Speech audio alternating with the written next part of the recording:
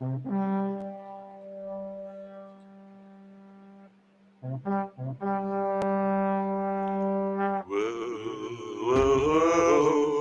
whoa, whoa.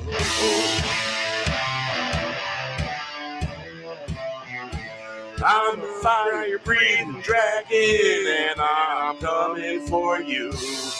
You got nowhere to run, you got nowhere to hide. I'm a monster hunter, and I'm coming for you. I'm coming for you. I'm a monster eater, baby, and I'm coming for you. I'm feeling kinda hungry, and I'm coming for you.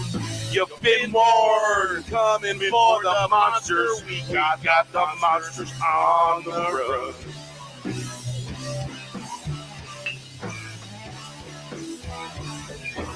I'm a fire-breathing dragon, and I'm coming for you.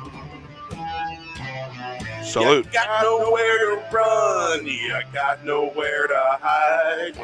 I'm a monster hunter, and I'm coming for you. I'm a monster eater, baby, and I'm coming for you.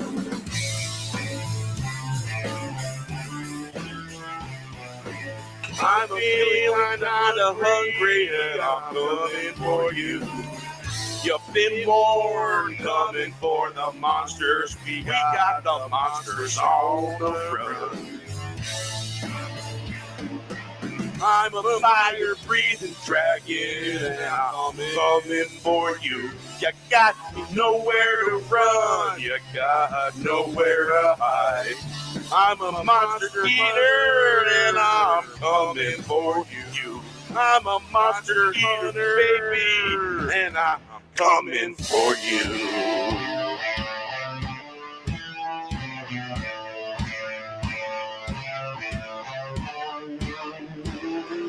I'm feeling kinda hungry, and I'm coming for you. You've been warned, coming for the monsters. We got the monsters on the run. I'm a fire-breathing dragon, and I'm coming for you. You got the monsters on the run. You got nowhere to hide. Got nowhere to hide. I'm a monster hunter, and I'm coming for you. I'm a monster eater, baby, and I'm coming for you. I'm feeling kinda hungry, and I'm coming for you. You've been warned, coming for the monsters. We got the monsters on the run.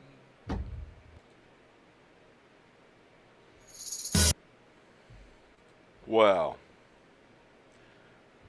I broke my fucking headset, and the headset I got on now, I can't freaking hear myself or background noise, and it's different. It's weird. How do I sound? I'm using my mic, didn't break, thank God. Yeah. So, luckily, I found very similar headset for about $38, because that's $100 headset. Woo! That'd be a hell of a thing to have to replace for $100. Yeah. So I was a little irritated with that. So how is everyone doing? You have just me, and so last minute name change on the show. And thumbnail. Fuck it. Good. Yeah, I got this different headset, and it does not let any sound from outside in, and when I talk, I sound like I'm in a can. To me, in my head, it sounds like I'm in a freaking can. Well, it's a Plantronic headset. They were on sale once for about $49, but they're originally about $100. Yeah, you can. They come with a mic that you can turn it on or off. Use that on as a backup. When I first used it, it was very staticky and very rough. Yeah, real pricey. But yeah, I found it for. I was looking on Amazon. I found a couple different things, and then of course, I found it for I think 34 and change on Walmart.com. And it was the 100. It used to be the $100 one not that long ago. Yeah, the bad thing about when you stand up, you got to make sure you're not standing on your cord. My son knocked on the door. I went to stand up and rip. Oh.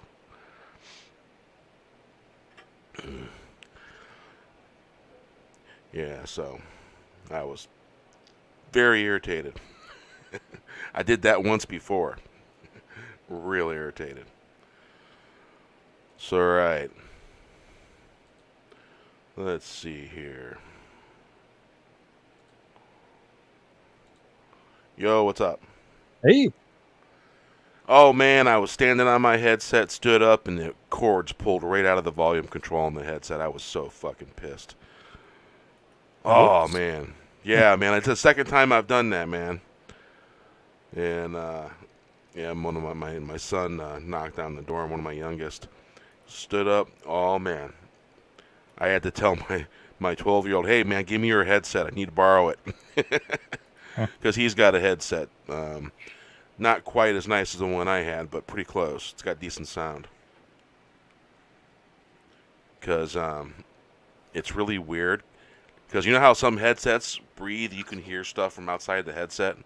Yeah. These you can't. So it makes you sound like you got your hands cupped over your ears and you're talking. That's kind of how it sounds. It's really weird. Yeah, my backup headset is like that. This thing, I swear to God, man, I can hear everything that is happening in the neighborhood through this mic, and you guys don't hear it, but I hear everything. Wow. Yeah, I'm like, What oh well, is they're fighting again, or whoa, what's that going on in the background? how does that work out? Do you have a monitor built in so you can hear yourself just a little? Well, I think it has something to do with the Yeti itself, because the Yeti, I hear myself through the earphones, which oddly enough, that was something that freaked me out when I first got it. I was like, I don't want to hear myself.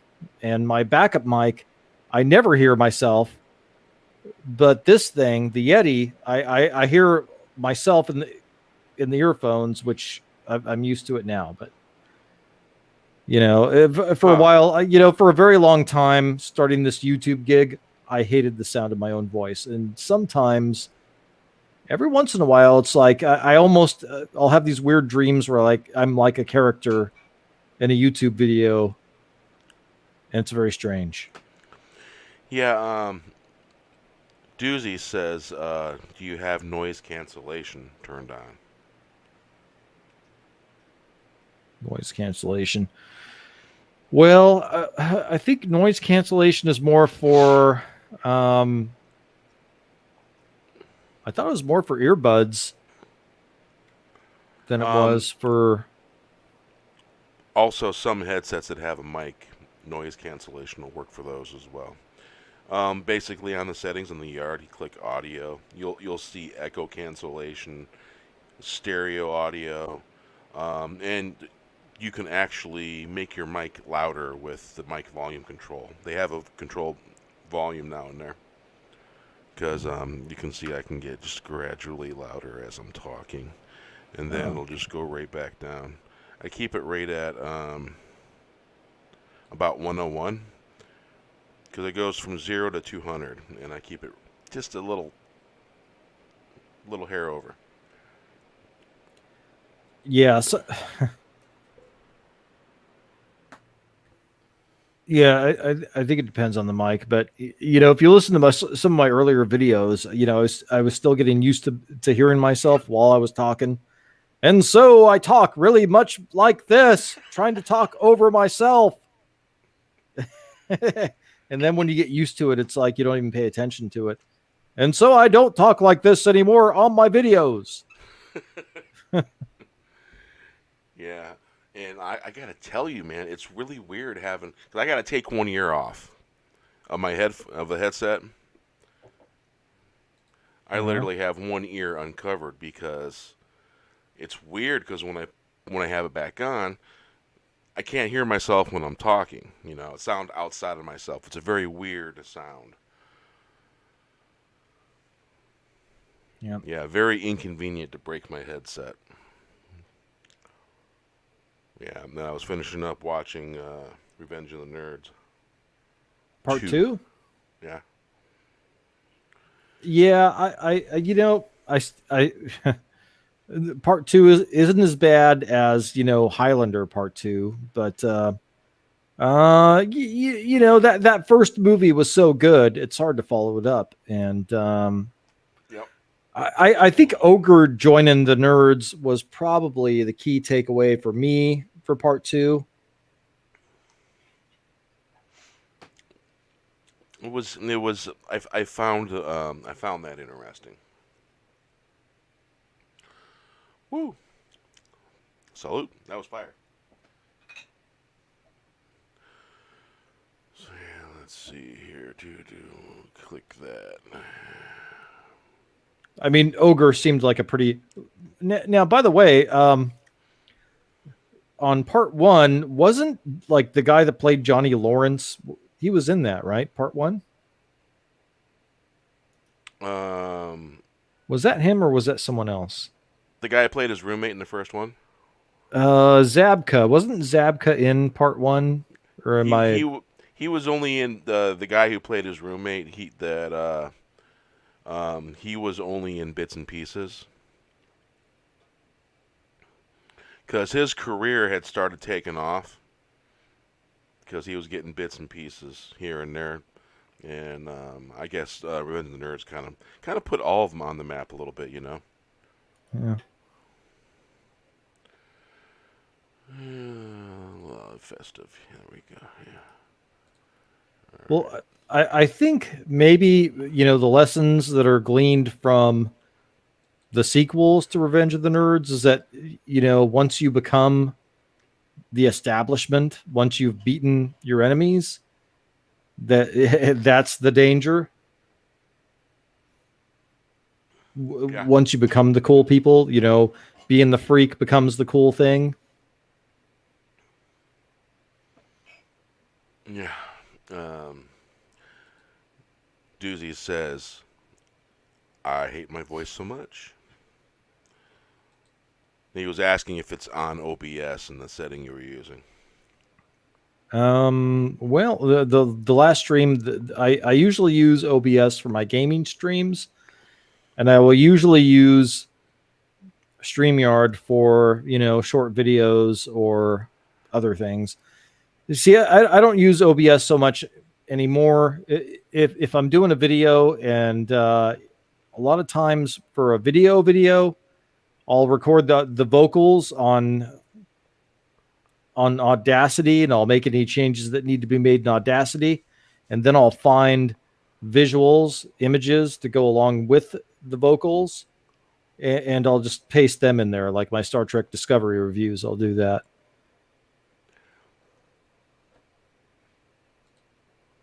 Yeah, I gotta agree with R. That was probably one of my favorite parts. Besides the spitting a loogie on the fly and catching it, that was the second part. Yeah, second favorite. That is a good one. Or actually has a really good point there. Yeah. Hawk Loogie from Seoul, or what was it? Or Hawk Loogie from. Where do you say to Hawk the Loogie from? I don't quite remember. I'm old. Yeah, me too. Join the club. Welcome. But it was a hell of a scene. It was a hell of a scene. Everybody in the room took notice, kind of, because the doors open, everything is, what a dump they got sent to, man. Yeah. Looked like a monster was living in the pool.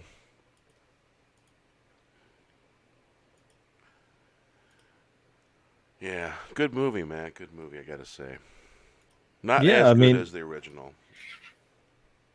Well, it'd be hard to top the original. Oh, At least it paid homage to the lore,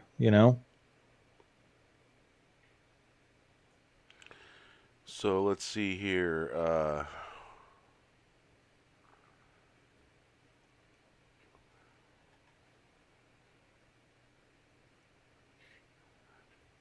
one guy that played, I'm looking for his name.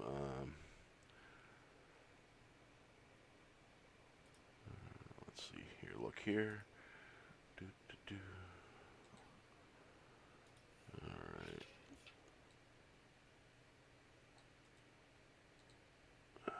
Do, do, do, do. Yeah, because if I remember correctly, that guy played in a lot of Law and Order shows. Little bit pieces here and there.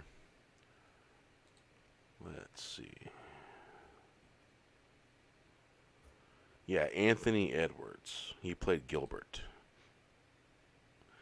Yeah, Anthony wasn't hardly in part 2. He was just small pieces. But they recast him, or was that part 3? Yeah, because he got well known between 94 and 2008 in ER. Mm-hmm. He was also Goose in Top Gun. Yeah. He was Goose in Top Gun, and Yeah, and he was in the Law and Order True Crime TV miniseries in 2017. Yeah, Law and Order Special Victims Unit. He played a bit piece in there.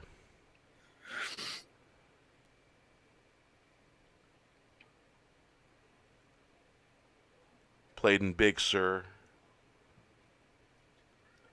so RR says part 3 is when they recasted his Gilbert. part. Yeah. See, right now I heard something in this mic, and I don't think you guys picked it up, but with these mics, these condenser mics, you can hear a lot. It's very strange, but it broadcasts only, for the most part, what you want to broadcast. Oh, wow. I pick stuff up from my mic when I'm in the studio and I have the monitor button turned on, and I can hear myself. And I'll pick up ambient noise around the room.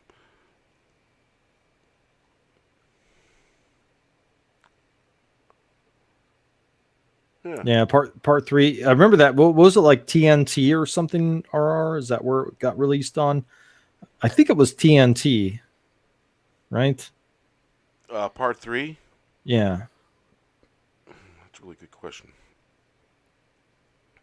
Because I can't find part 3 on the platforms that I already have. Mm-hmm.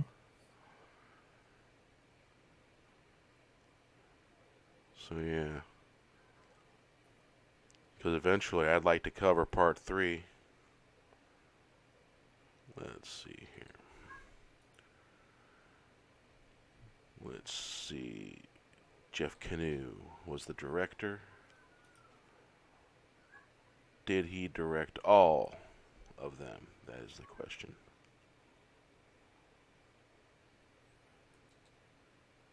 Because he directed the first one. Let's do this. Okay.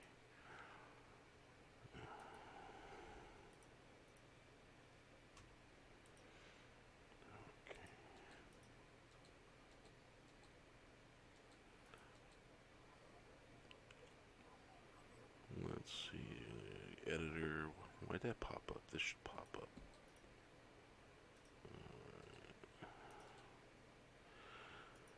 Yeah, it looks like he only directed the first one. So part 2's director is Joe Roth.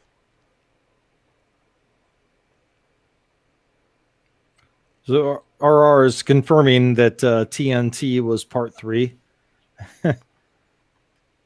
Wow, I guess I do. You know, hey, when it was released on TNT. Wow, apparently, I don't remember that. I remember watching it. hey, when you were a kid and you had basic cable and everyone else had like HBO and all this stuff, or they had a way to pirate everything, you remember that stuff. I was like, oh, Revenge of the Nerds 3. Okay. Yeah. Disease says I use a directional dynamic mic because I was picking up too much noise from my AC. Interesting. Yeah. Huh. Yeah, my mic, man. It it's a condenser mic. It picks that stuff up. It's pretty Yeah. good.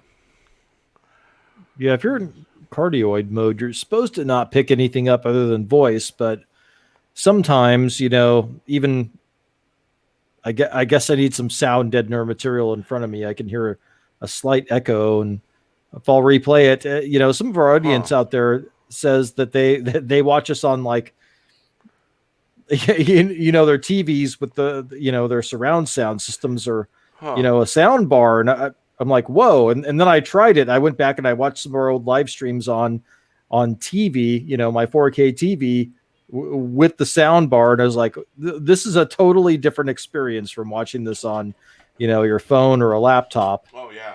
This is very different, and part of it's really cool, and part of it is makes me feel really self-conscious. I don't know, but if people want to watch us on 4K TV, more power to you.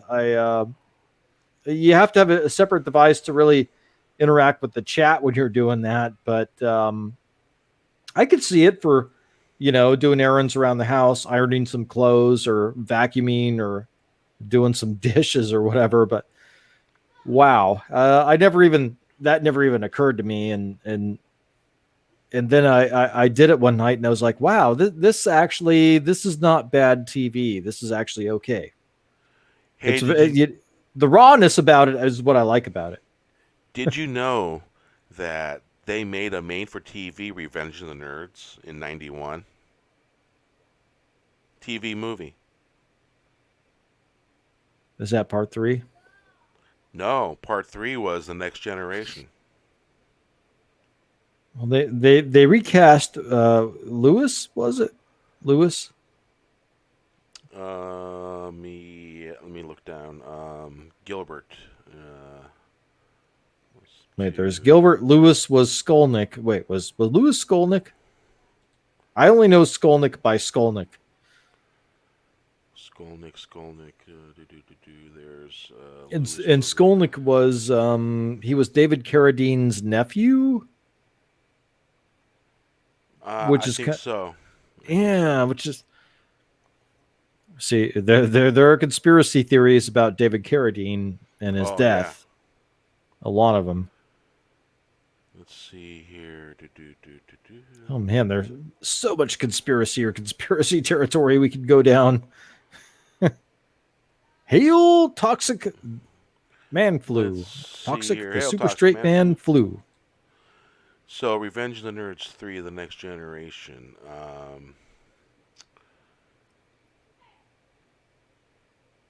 course, it's got Robert Carradine that plays Lewis Skolnick. Is that stupid fucking ponytail, right? I don't know. I don't know if he does or doesn't. I seem to recall he had a ponytail. He has a super hot wife, the chick that he boned in the first movie. And she's like, get rid of that stupid ponytail. And then she chops the ponytail off and he still looks like Skolnick. And yeah, I just think that Revenge of the Nerds, it's very much of its time and place. And it would be like doing a sequel to True Genius in the early 90s. True Genius was very much an 80s movie. That was Val Kilmer and I guess some other people. I was very young when it came out, but I remember enjoying that movie. An underrated classic, True Genius. So yeah, you can basically buy them on Prime, but I haven't really seen what networks they're available on and stuff like that. You just gotta outright buy them. And some networks will have. That's like HBO Max has Revenge of the Nerds 1 and 2, and I think 4. It's only 3 Revenge of the Nerds they have on HBO Max, and the first 2 that I've already watched on there.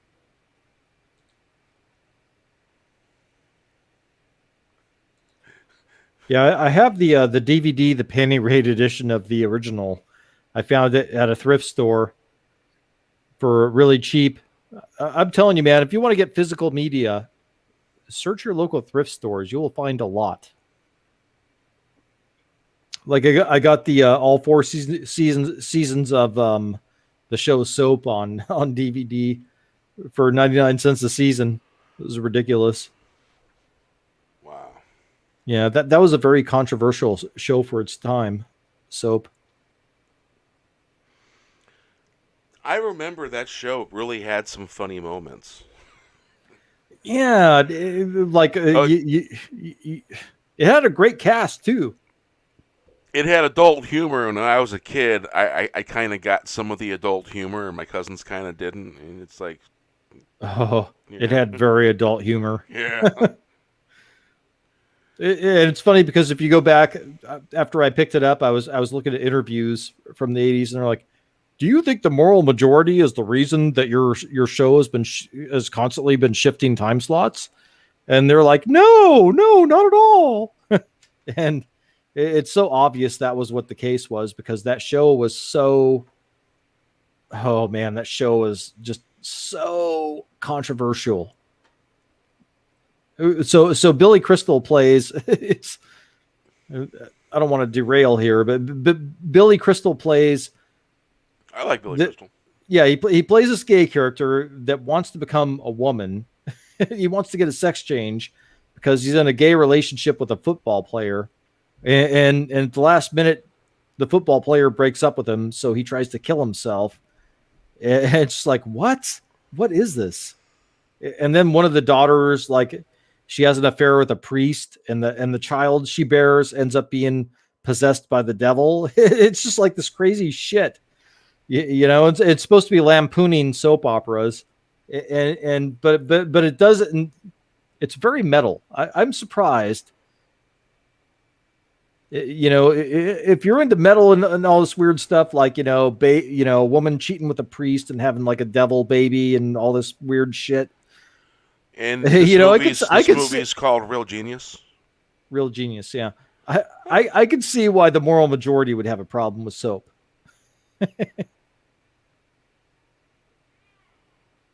Yeah.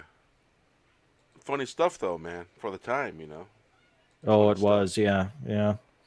Yeah, my mom's parents, my grandparents, they were very much like Archie Bunker and Edith Bunker, and they hated that show. They used to really get upset and argue with my mom about watching that show. Which All in the Family, that was a very Oh. you couldn't make All in the Family today. That Oh, was hell no. Hell no. yeah. So let's see here. Yeah. My mom's dad, he was like redneck in the extreme. He was very much a southern type dude, and my grandpa used to fly like the Confederate flag on his porch, up until at least 1990. That guy was very hardcore. It was just a different time, and that meant a different thing back in that time. This is 1985 movie, huh? Real Genius. 85, really? I thought it was earlier than that. I found a movie with the year 1985. Let's see here: Val Kilmer, Gabrielle Jarrett, Michelle Merrick.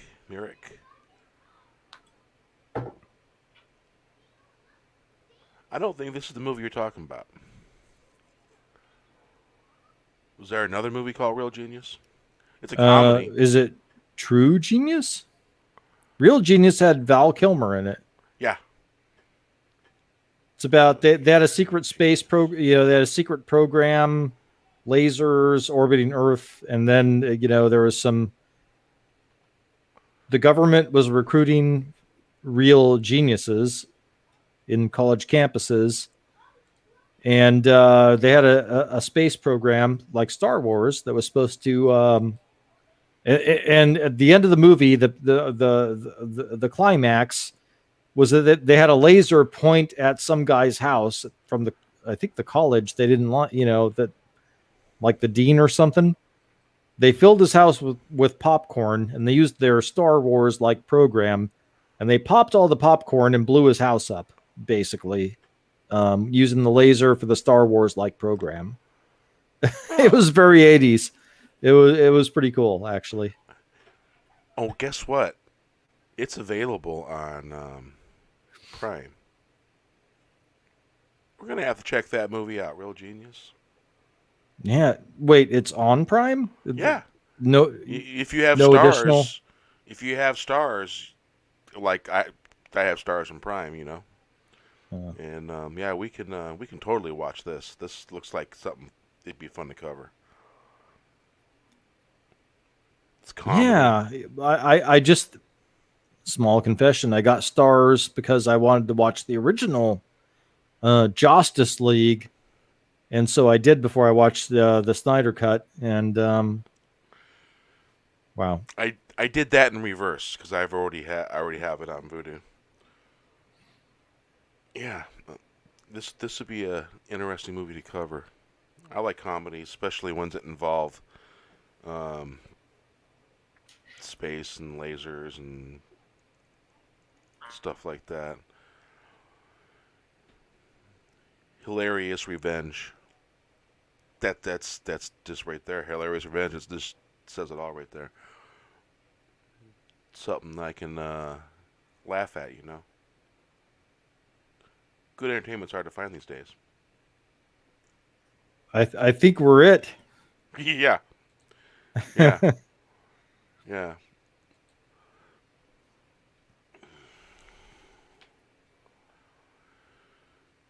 So let's play the tune here.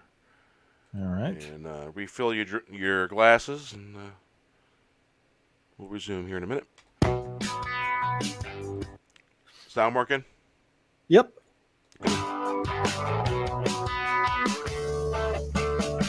There's a party going on up the block. I see the redhead join the fun. Make it fast, it's not gonna last. Make it a blast. No time to make it fast. No time to make fun. You better run.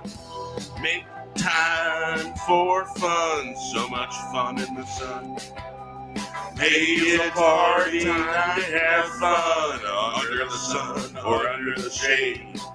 Put your party hat on, folks wearing lampshades on their heads, making moves on the dance floor. There's a party going on up the block. I see a redhead join the fun.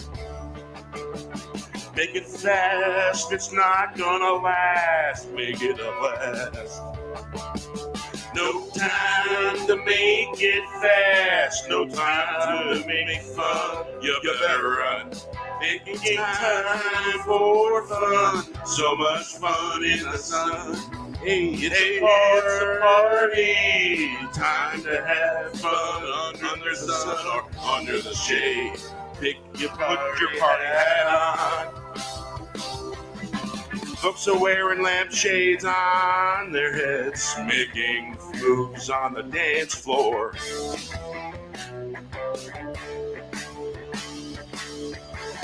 There's a party going on up the block. See a redhead join the fun. Make it fast, it's not gonna last. Make it a blast. No time to make it fast, no time to make fun. You better run. Making time for fun, so much fun in the sun. Hey, it's a party to have fun under the sun or under the shade. Put your party hat on. Folks wearing lampshades on their heads, making moves on the dance floor.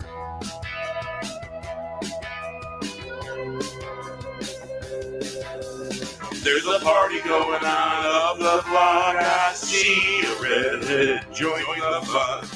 Make it fast, it's not gonna last. Make it a blast. No time to make it fast. No time to make it fun. You better run. Making time for fun, so much fun in the sun. Hey, it's a party, time to have fun under the sun or under the shade. Put your party hat on. Folks are wearing lampshades on their head, making moves on the dance floor. There's a party going on up the block. I see a redhead. Join the fun. Hey, make it fast. It's not gonna last. Make it all last. Magical sound. Yes, reload has been called.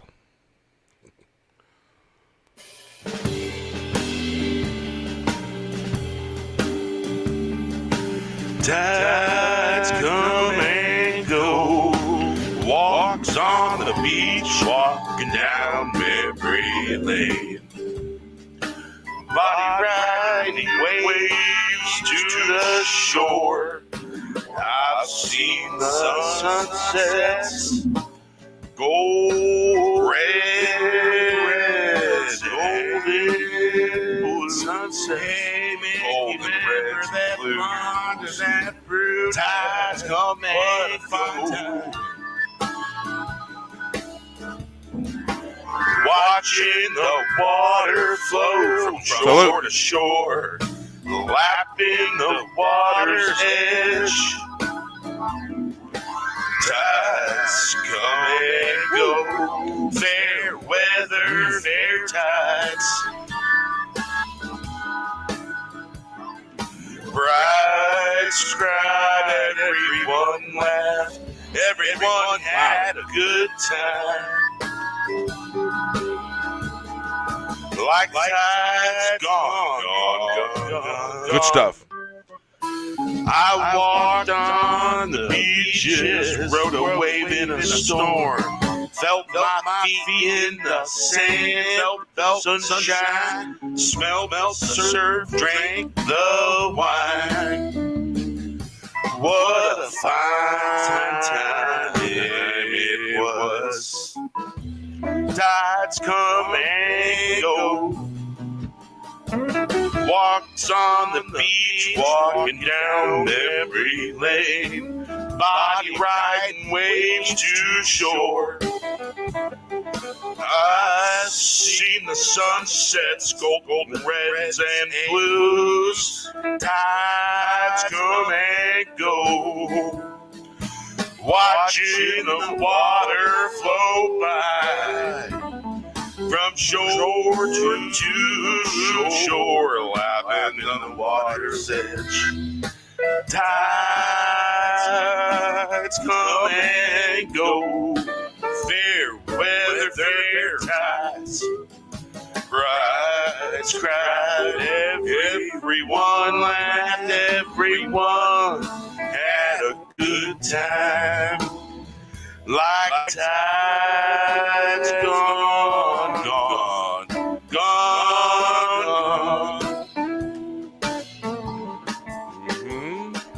I walked the beaches, rode a wave in a storm, felt my feet in the sand, felt the sunshine, smelled the surf, drank wine. What a fine time it was.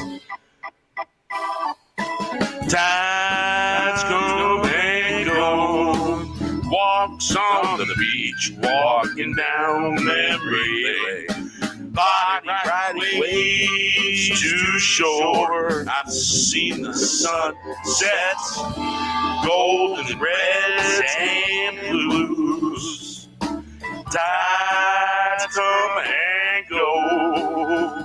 Watching the water flow from shore to shore, lapping the water's edge. Tides come and go. Fair weather, fair tides. Bright, everyone laughed, everyone had a good time. Like tides gone. Remember that blonde and that brunette. What a fine time. Yeah.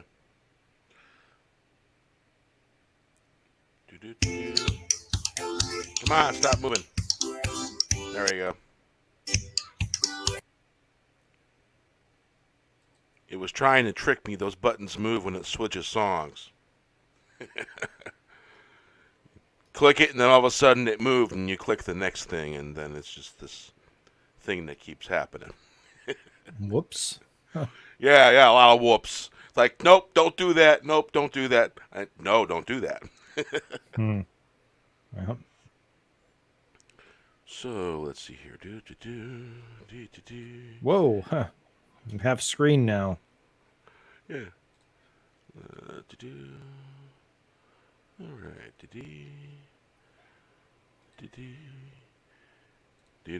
There we go. All right, what do we have here? Oh, yeah.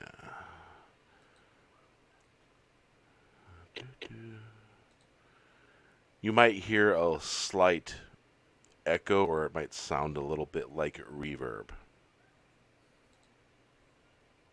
Being that I'm sharing the whole screen. Like that. Whoa. That's the monitor. That was the monitor button in the studio. Because we will bring that down. How's that? Let's bring that down a little bit more. That is basically minus 13 in the monitor. Turn the gain down. I opened an existing song. Alright, we'll get rid of that. Yeah, what I did is I opened an existing song and give this a little play. That seems really... Does that seem really loud on your end? Yeah. I'm wondering what's up with that. Let me check something. Because that sounds very loud. Now, let's see here.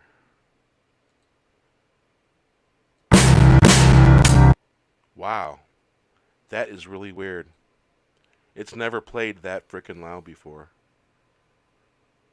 Oh, wow. I am not messing with that. That is weird, man. Yeah, reverberations, but it was like twice as loud as it's ever been. That was just freaking bizarre. Because I've had that open before and I've used it before. You've been on channel before and it wasn't that freaking loud. Oh.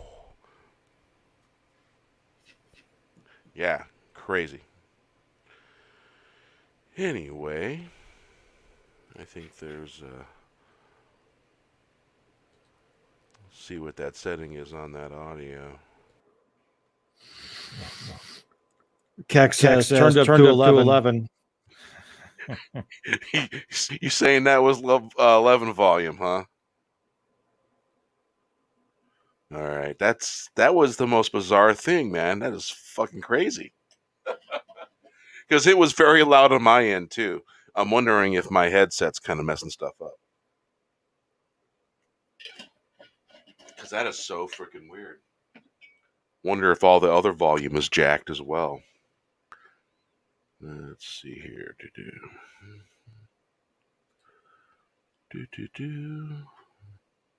All right. Hey, Tina. Hey, Tina, what's going on?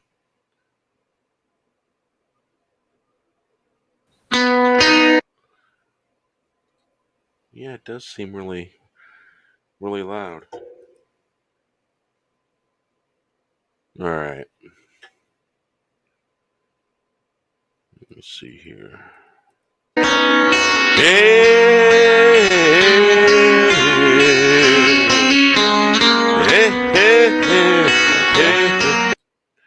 What I'm wondering is, because my this headset, I've never wore this headset before.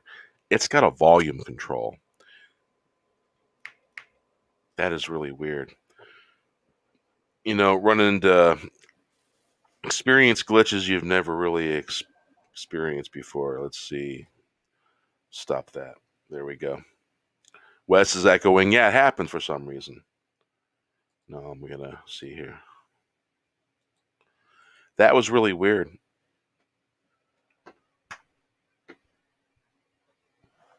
I hope that new headset gets here soon.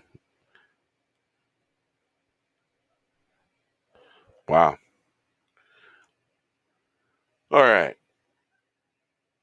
So there goes that. And I stopped the screen share, so shouldn't be echoing no more. Hey Tina, how you doing? All right. All right, Wes. Say something so I can hear you. Let's hear what the volume is. Something. Something. That was really weird. I didn't hear an echo this time. Well, I stopped the screen share. Yeah. Because for some reason, when you share the whole screen, it creates echo.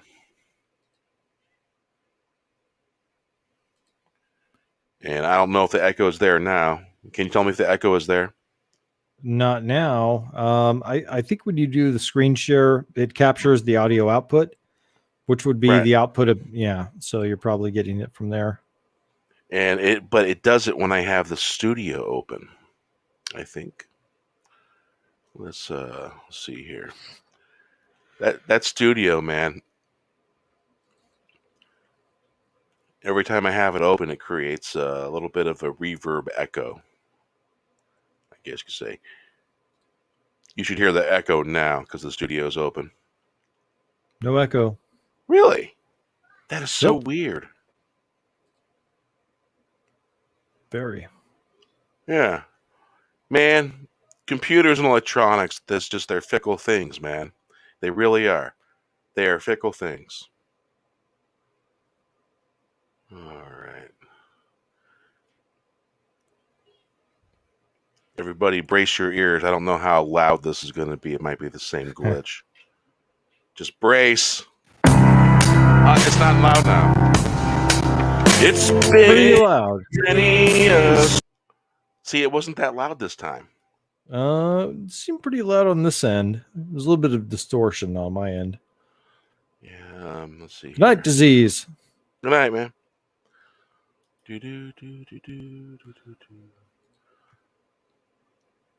Yeah. It's really weird. That is just so bizarre. Saturday. How's that? Doesn't seem much better, does it? It sounds a bit distorted at that volume to me. Yeah, anyway. and what's really funny is I've got on the in that studio, I have the volume on the output minus 4.4. That's significant. And then there's another output. I've got that minus 6.6. That is really weird. Oh boy, let's get rid of that. Well, shit. Yeah, still loud. That is just some weird stuff, man. I'm telling you. You've seen me have the studio up before. It was never that loud. I wonder if it's just that particular track. That's that particular song they did in the studio.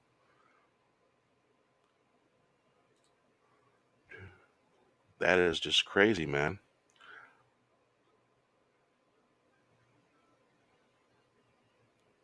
Let's see.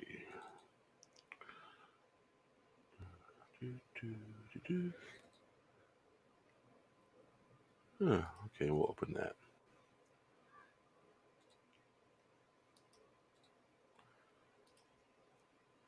Glitches and glitches. I got it opening.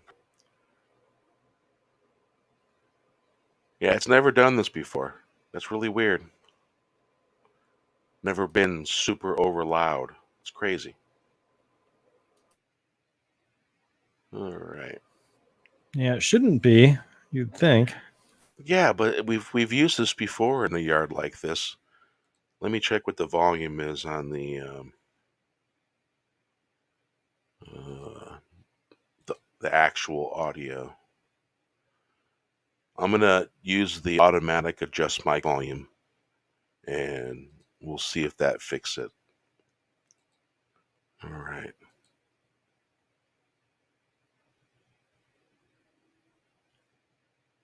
Now, how's the volume on that? Seems lower. I didn't hear anything, so. Oh, it might help if I had it shared.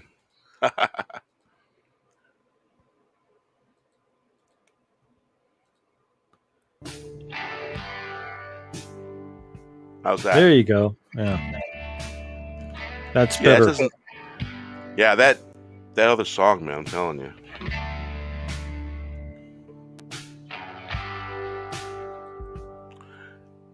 See you later, man. Those E's.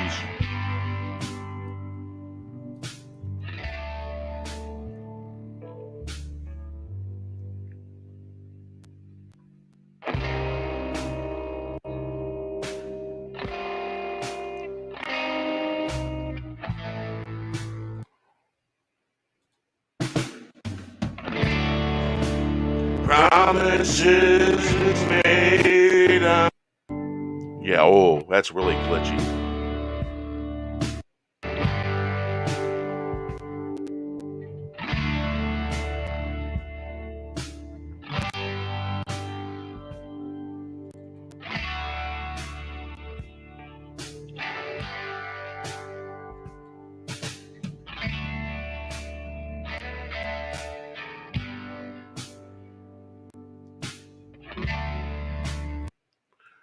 Well, it seems like the glitches are just coming out left and right. Yep. Yeah, man. And you know, that program, it's always been a little bit funky. It does not like to share the mic. Um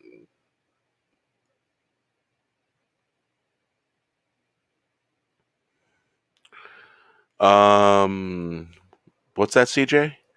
How do you download streams now? They changed it. What exactly do you mean? Yeah. I thought through StreamYard they had it was pretty straightforward, and through YouTube I Oh, thought it was pretty straightforward. get It your was like phone. past streams download. Have they changed that? Hold on, need to look. Maybe. I've never really honestly noticed it. I think they keep them for 15 days. Past broadcasts. I have everything there. Download recording through StreamYard. I can. If YouTube decides they don't like your content for whatever reason, say controversies about Yeah. certain topics, falling up the stairs or whatever it is, they will wipe it out and you can't download it after that. But StreamYard still has a copy of it, at least, the one that I have. I don't know. I'm paying them to do it, so I'm gonna take a look see. So right, go to past broadcasts. goes to YouTube. So CJ says StreamYard, they changed it. It goes to YouTube now. Well, I've got. Oh, well, it says enter broadcast studio, invite guest, delete, view on YouTube. There's no download button on there. What? Really? If you go to past broadcasts and then click the little three dots, yeah. That's a little disturbing because given what's happening, if you make controversial content, I mean, Odyssey, it ports over automatically if it's under an hour. Well, for me, if it's under an hour and a half, it depends on how many subs you have or whatever. Right. But that's kind of bullshit, really. Wrong one. Wow. Because many of my whatever Wednesdays have gotten wiped out for controversy about See, it's You know, gone. wow. Download button gone.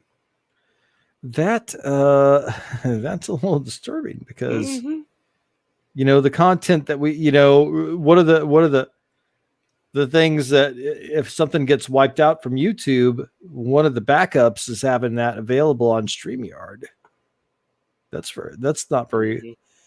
that's Now there's a way you can back up all your content with TubeBuddy. There's a way to TubeBuddy. there's a way to do it, but you have to have the like highest tiered TubeBuddy. Yeah. Oh no, I'm not gonna. Their highest tier TubeBuddy is pretty expensive. I mean, Or it's a certain level that allows you to access it, and you got to have a certain level to do a backup. But that level, you Mhm. can't access that backup. You can just save it, and when you do it's kind of dumb because you should be able to back it up, have access to it, or be able to restore it somewhere else. But Yeah. Yeah, it's it, behind the scenes stuff, folks, here.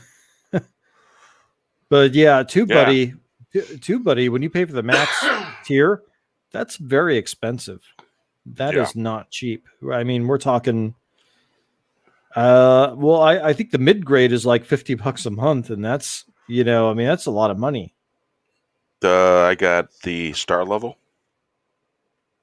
I have the minimum. I have the one where you get the metadata and tags. You can see other people's tags.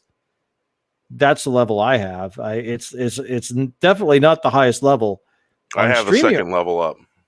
I think I'm the second level. See, and with TubeBuddy, if you have a channel that's under 1,000 subs, they'll cut you a break on the pricing. But if you get over 1,000 subs, it gets very expensive for that. Oh yeah. Oh yeah. Yeah. All right. Toxic Man Flu probably wants to hear his favorite song. Let me open that, touch that tab real quick. Make sure it. There we go. All right. You know that when you go to share an existing tab you have open, if you haven't done nothing with that tab, it won't show up sometimes. Yeah. Weird. Yeah. Little. It's funny how things work. So do that. Do. Yeah, I've upgraded StreamYard, and I mean that's expensive too, but it's not like TubeBuddy expensive.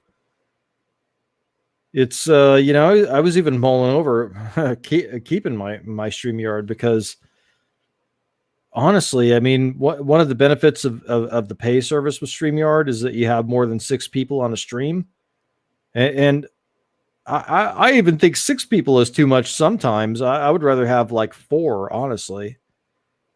That way everybody gets their turn. I clench my jaw. Man, I got glitches going on. I did not touch nothing. I clicked on something else. Jeez. I totally had the volume turned off and I clicked something else to. Weird, man. I'm telling you. Well, Oh, it sounded good this time. The volume and everything, the clarity and that's the fidelity was good. that's actually from the playlist.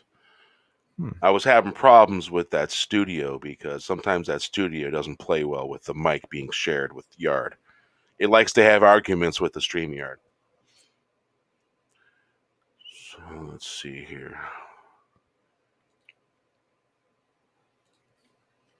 Freaking buttons moving on me.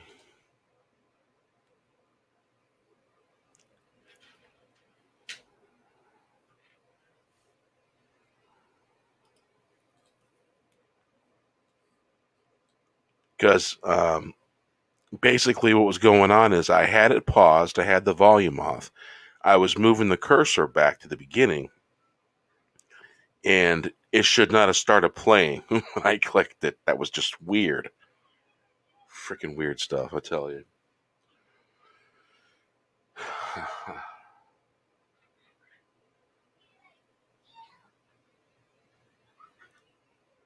Well, that's a good catch, CJ.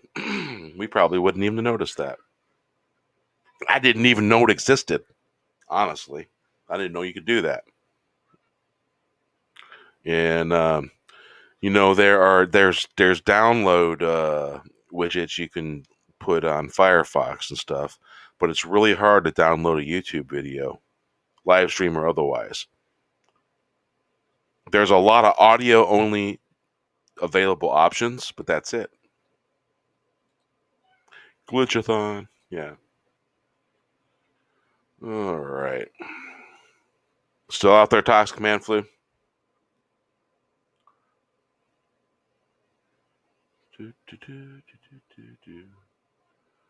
All right.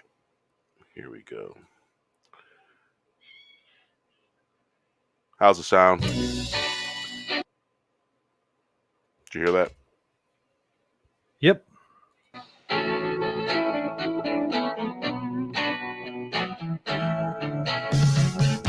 Who let the genie out of the bottle? No, put it back. Facing down the howling wind, the howling of the storm. The wolves howling back. I clench my jaw as the rain cut my face. Glass in the howling wind. Like glass in the howling wind in the winter storm. Standing up to the greatest foe ever faced. Fear, it was me riding like a wave. Never give in, now you have to pay the price. You gotta deal with all the fallout. You gotta get out, grab a fishing pole and get some soul. Is it you, is it me? We can see through a flying eye. In the storm of the eye, wandering back.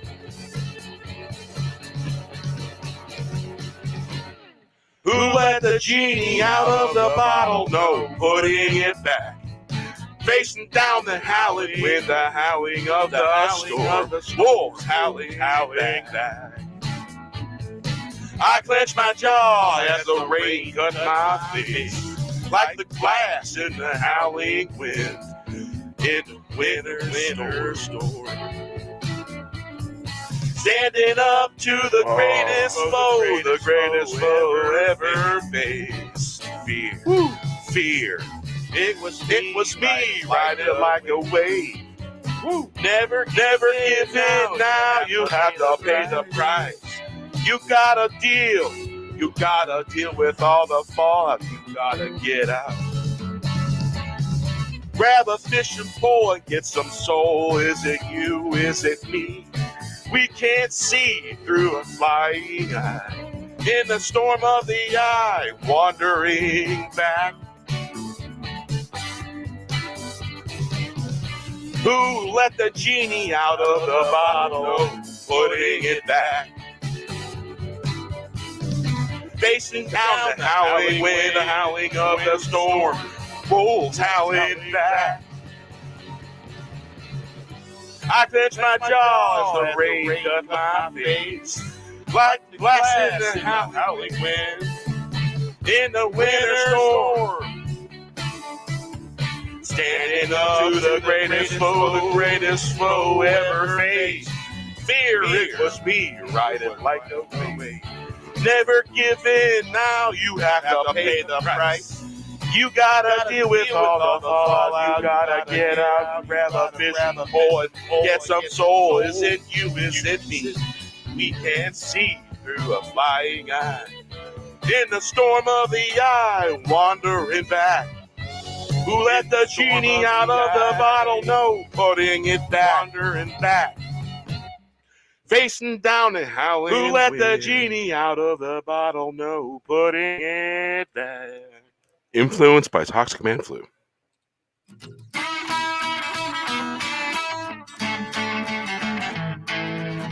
Get your popcorn ready. Got your popcorn? Clowns in town. Wear paper paper crowns. Paper fools think they're cool. Talking out of turn, you bet. Get on the road. Get your popcorn ready. The wolves roll in the land of wolves.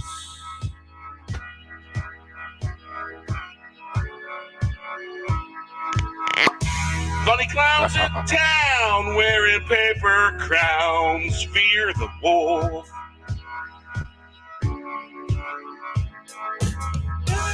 Get your popcorn ready. Funny clowns in town wearing paper crowns. Paper fools think they're cool. Cork. Talking out of turn, you bet. Get on the road. Get your popcorn ready. The Hey, Makity. roll in the land of wolves. Hey, how you doing? Funny clowns in town wearing paper crowns. Fear the wolf. Get your popcorn ready. Funny clowns in town wearing paper crowns. Salute. Paper fools think they're cool. Talking out of turn, you bet. Get on the road. Get your popcorn ready. The wolves rule in the land of wolves. The wolves rule in the land of wolves. Funny clowns in town wearing paper crowns. Fear the wolf. Get your popcorn ready. Funny clowns in town wearing paper crowns. Paper fools think they're cool. Talking out of turn. You bet. Get on the road. Get your popcorn ready. The wolves roll. Land of the wolves. Funny clowns in town wearing paper crowns. Fear the wolf. Get your popcorn ready. Funny clowns in town wearing paper crowns. Paper fools think they're cool. Talking out of turn, you bet. Get on the road. Get your popcorn ready. The wolves roll. Land of the wolf. Funny clowns in town wearing paper crowns. Fear the wolf. Get your popcorn ready. Funny clowns in town wearing paper crowns. Paper fools think they're cool.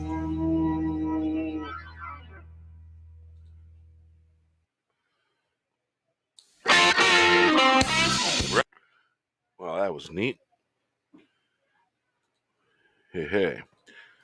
Well, Tonight was going to be a fourth wave late edition, but Steven didn't show up. I think he fell asleep or something.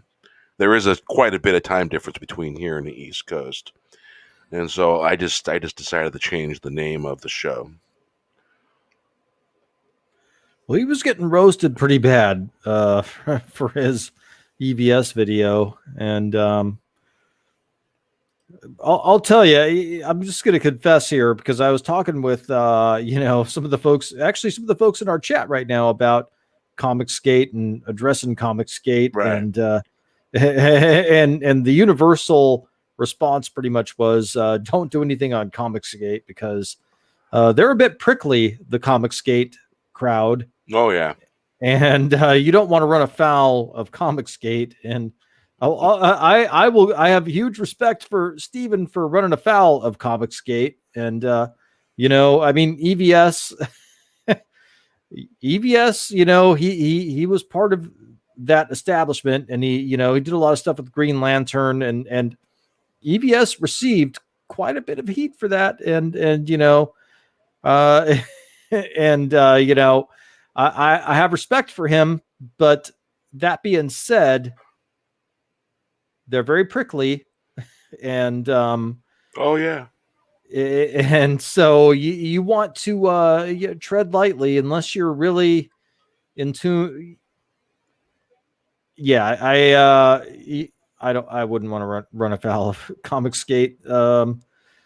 And in our community, we're able to have differing opinions on a variety of topics, including Comicsgate, Right. and Yeah, eh, it's not necessarily something I would have done, but everyone takes a stand somewhere and does this or does that, and I you know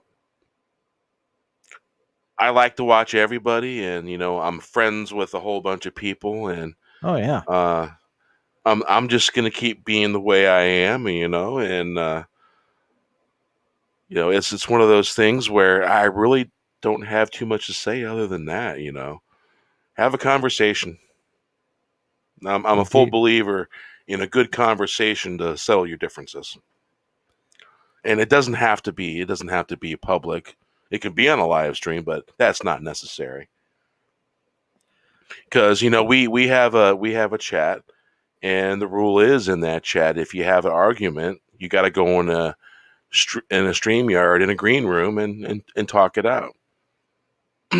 Yes, Otherwise, that person continues to argue, gets banned from that chat or temporarily removed.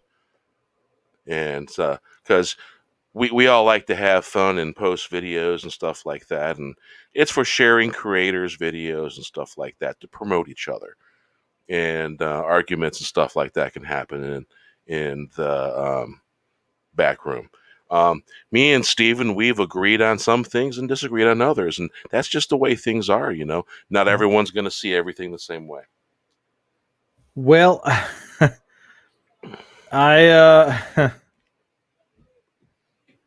well, I think I did make a video about the Zack Snyder appearance, Yeah, yeah. and I think I come down more on the EVS side of things. However, Steven is my friend, and so obviously I'm going to stand with Steven regardless of how I feel about things. And I mean,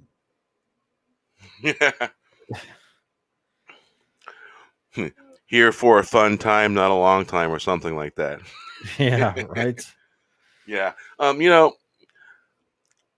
I like Uncle Ethan for reasons that maybe someone else doesn't. And do I agree with everything he does? No, but I still like to watch what he does because I find the guy fascinating in a lot of different ways. And Yeah. I find a lot of stuff in Comicsgate pretty fascinating. And Indeed. and this basically, this space here is where everybody can come and be and just not worry about all the other heavy shit. I could see both sides of it. Right. Ethan, I mean, I know him as an internet personality. That's where Right. my introduction to Ethan was. I've never been a comics guy, and certainly the man has talent, obviously, and he's been unfairly targeted. But the prickliness that I'm talking about with Comicsgate, some of that, yeah. I mean, are some of the establishment persons in the comic book industry they're making overtures, they want to have a dialogue now all of a sudden. Well, I mean, if there's not conditions on that, I think he should, but Yeah. that's the problem. I mean, you and I and people in the fandom menace, and I believe Ethan was the one that coined the term the fandom menace. Yeah. We and part of Comicsgate, what it rose from was networking and respect, mutual Right. respect and openness, and nothing could be taken from Ethan for that, because we do have that openness, and we do have people criticizing us in our chats and on social media, and we're open to having them on and open to responding to them and dialoguing with them. And these folks on the other side of the equation, the establishment side, I guess you could say, they won't even do it. They'll block us immediately. They'll block us. Oh yeah. And they'll just like pretend we don't exist. And who does that? You know, the only reason to do that is because you have either one, you don't have confidence in yourself. Two, you don't have confidence in your argument. Or three, you're a shill and you're towing the company line. And you only want to toe the company line and therefore shut out everything else. So, I guess those are my thoughts on it. You know, Steven is my friend. I stand by Steven, regardless of what happens. I stand with Steven. Hey, geeks, enjoyed Nerdrotic. How you doing, man? Yeah, Hey, man. I tuned in to the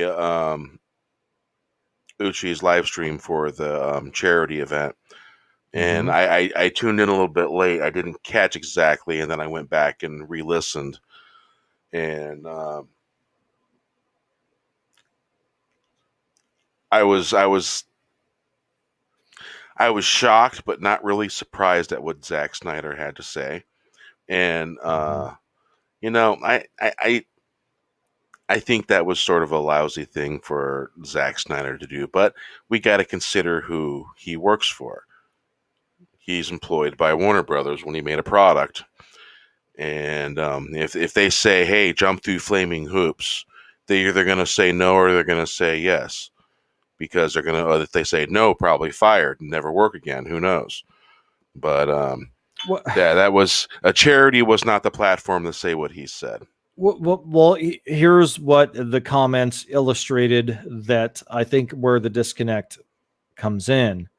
And that is, we feel we've been wronged by Hollywood for what they've done to our modern mythology. Mm-hmm. And we assumed that we had a kindred spirit in a Zack Snyder. And what those comments revealed was that Zack Snyder identifies more with Hollywood and the Hollywood establishment as far as getting his dream realized and getting his vision realized than he does with the fandom. And we thought he was one of us, and he's not. He views Hollywood more as his meal ticket than the fandom. And the fandom are the only ones that made the Snyder Cut possible. Zack Snyder is saying, I finally got to make the movie I wanted to make. Hollywood's going to take notice. I'm going to get more work. And we're like, what the fuck is going on here, man? We supported you. This never was going to happen. And because of our support, it happened. And now you're basically shitting in our mouths. Pretty much. And, you know, I wasn't exactly happy about the full screen. I wasn't either. It's like, you know, we got these huge 55-inch TVs or bigger to watch these movies that we love. Yes. And here I'm seeing 30% of my screen not being used. Yes. You notice when I get irritated, I flicker a little. well, that's part of the. I agree with you, Bear. I mean, I'm right there with you. It's like, sure, it looks good, but it's missing stuff. Yeah. And it's like, you know, they recorded in a widescreen film format. You know, they have it. Why didn't they do that? Well, Star Trek The Next Generation looks great on a 55-inch TV, but it's still in that aspect ratio. See, what is going on here with, you know, aspect ratios in our new TVs? Because I thought that 16:9 was the new standard. And I paid, and I'm with you, Bear. I paid all this money for this really nice TV, this 4K TV, 55-inch. It's huge, bigger than I ever, you know, when I was a kid, you know, I watched stuff on a 25-inch TV. It was either cable or really bad, you know, over the antenna. And it was like fuzzy and small. And we were like, whoa, 25-inch TV, we made it. And I've got a 55-inch TV, and it's like, what the fuck, man? You know, we're either getting 4:3 or we're getting that weird fucking aspect ratio where it's like it chops off the two tops of the TV. Yeah. I'm like, what's going on here? I paid all, you know, I paid all this. I paid to have a TV of this size so I can have the full TV taken up and watch that. Yeah. Well, You remember when DVDs first started coming out? Mm-hmm. People started buying DVDs. Well, LCD screen TVs were just starting to come out. And we had these white TVs, and all of a sudden, we had widescreen for almost everything. Nobody wanted to buy full screen. They avoided that shit like the plague. They couldn't sell that shit in full screen. And so I was the one that's like, I'm going to get a widescreen movie because, that's what even when I had a tube TV, I wanted a widescreen.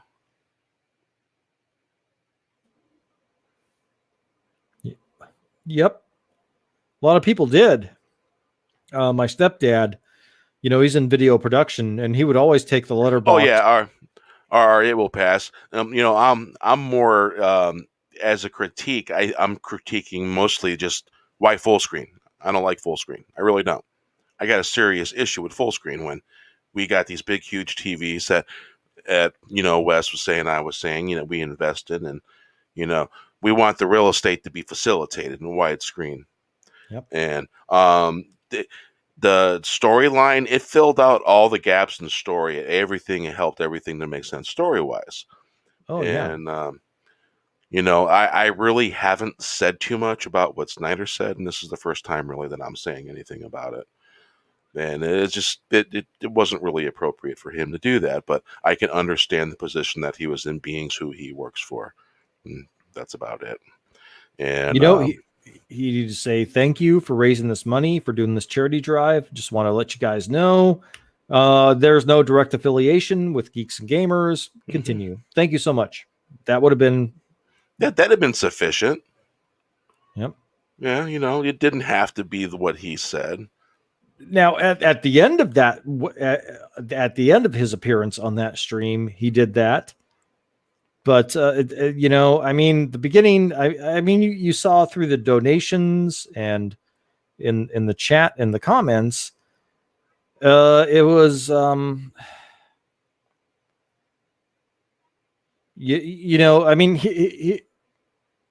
how deep do you want me to go, Bear? Yeah, let's not go too deep. Well, so what RR saying is it was shot for IMAX. Have you seen an original IMAX camera? Do you know how big and large the original IMAX camera was? It was in a very large, wide format. I seen the very first IMAX screen.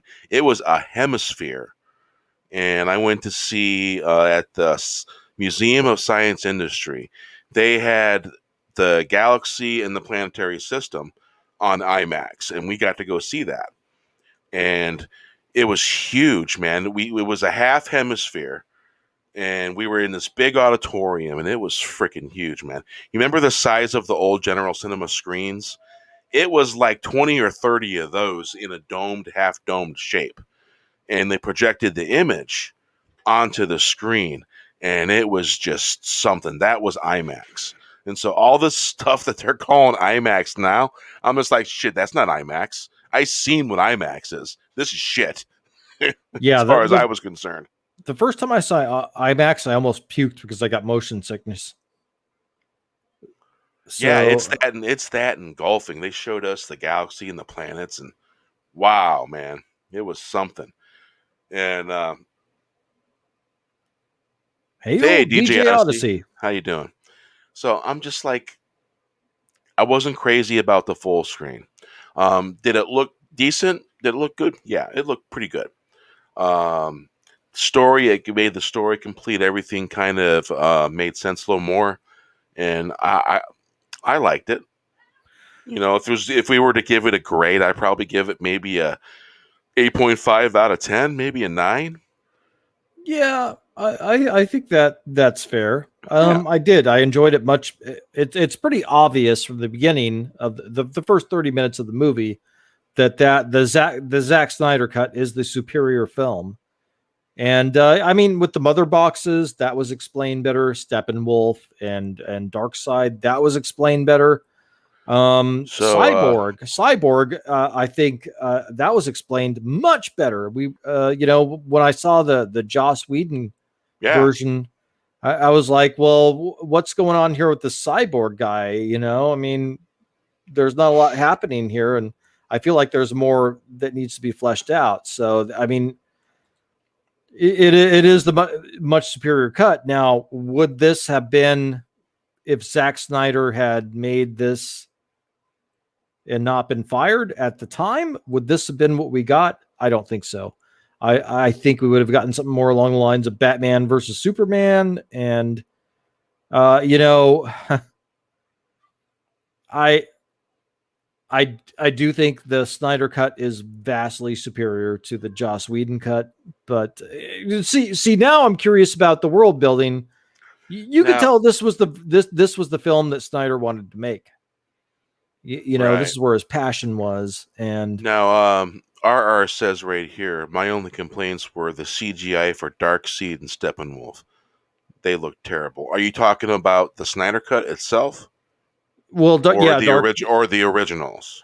I think he's talking about the Snyder cut because Darkseid was only in the Snyder cut. So I don't think that Steppenwolf was an improvement. And Darkseid, I like the shifting armor. That was cool. But the face, Steppenwolf, I wasn't too crazy about that. But the shifting armor and all that, I really liked that armor compared to the original armor that he was wearing in the first one.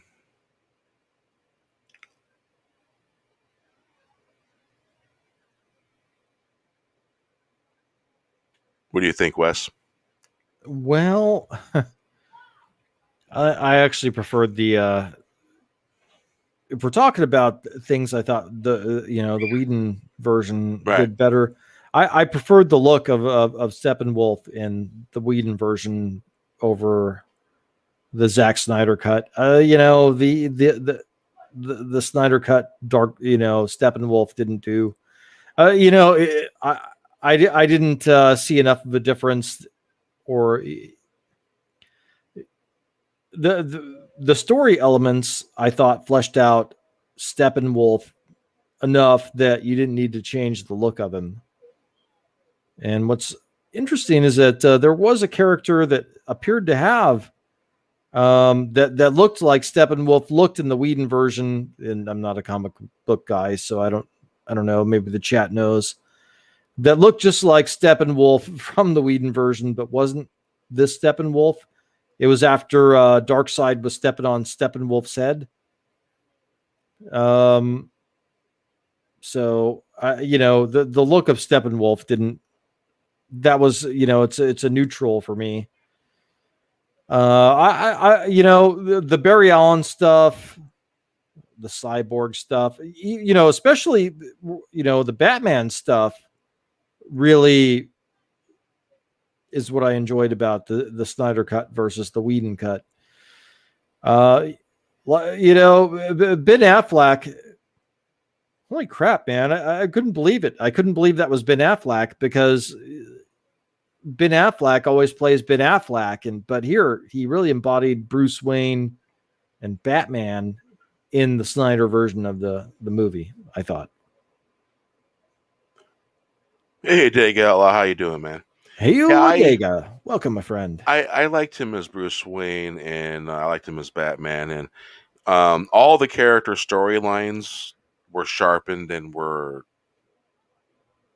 able to follow and lead to one point and go to the other. I really liked that.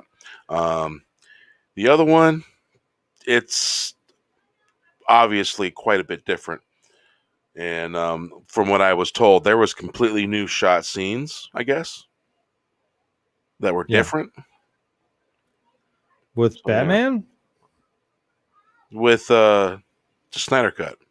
Yeah. Compared to the original. They shot completely different new scenes, I guess. Well, I mean, I couldn't tell the difference, but in the Whedon cut, I could definitely tell the difference in the Whedon cut, the reshoots.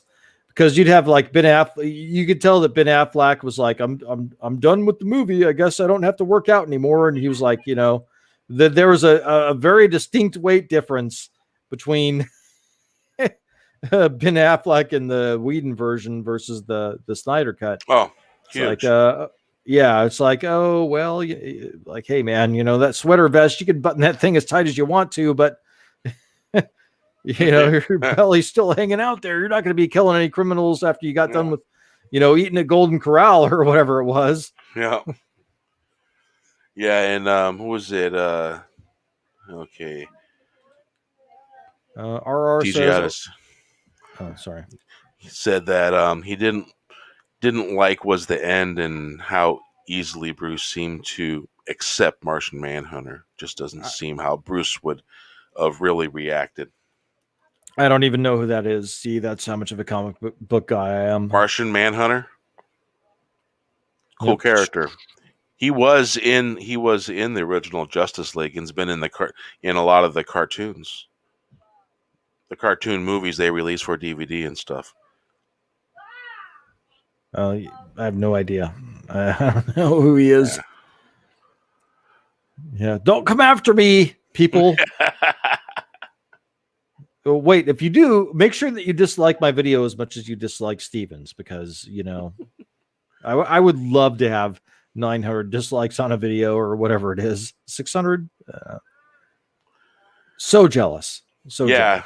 Yeah. I'd love to have that kind of ratio. Martian Manhunter.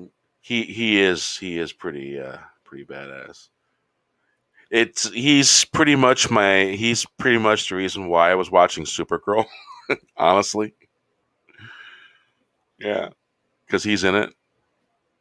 And Martian Manhunter's in Supergirl, the TV show. Yeah, that's probably why I was watching it. And right. I don't really like the new Supergirl outfit they changed. I don't like that. I'm more of a traditionalist when it comes to comics. They need to look really close as best possible. And superhero sexy has to be involved, Right. a little at least. All right, let me see here. Let's dripping from the trees, huh? We'll give this a play real quick. I gotta go see what my boys are doing real quick. Alrighty. Rock and roll, rock and roll, rock and roll. The wind comes in the water.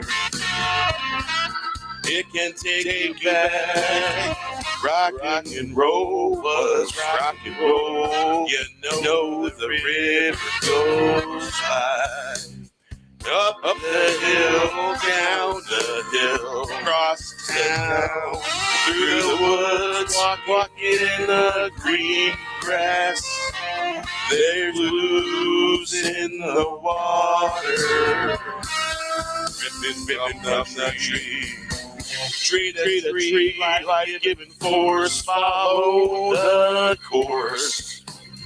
Maybe you'll find a horse, makes it all go round and round. Hit the ground rolling, down the hill, then do it again, and again. Looking into the distant future, blue eyes shining back, bright as the sky, wandering in land around the world.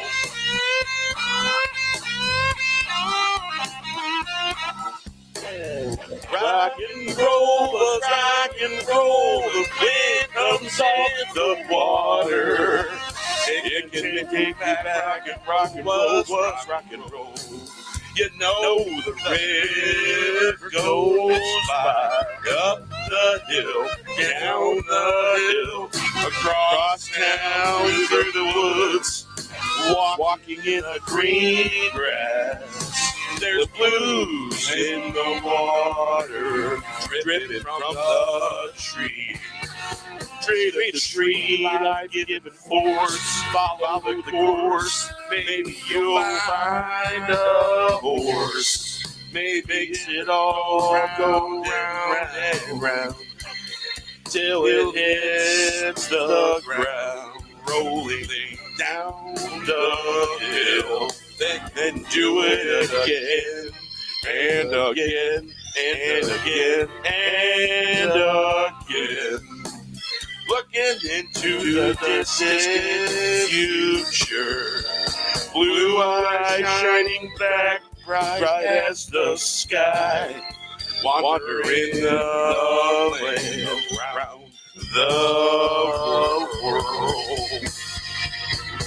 Rock and roll was rock and roll. The wind comes off the water. It can take you back. Rock and roll was rock and roll. You know the river goes by. Up the hill, down the hill, across town, through the woods. Walking in the green grass, there's blues in the water, dripping from the tree.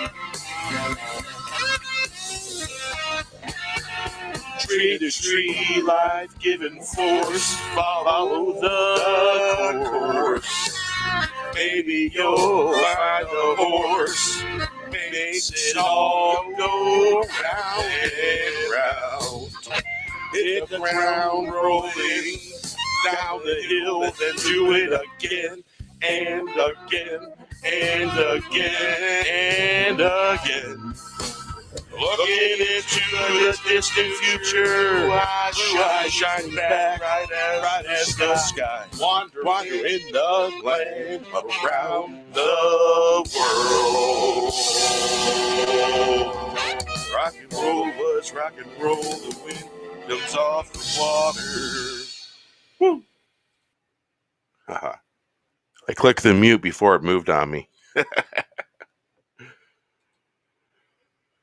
Oh, my two youngins, they like to go at it, fight, right like brothers. What's the age difference? 6 and 7. Oh yeah. Yeah.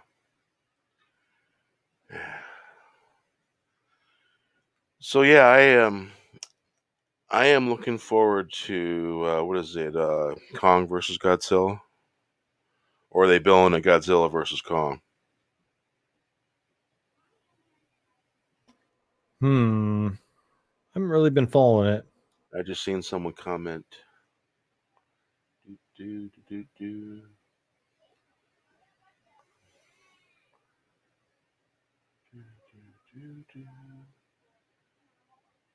Where'd that go?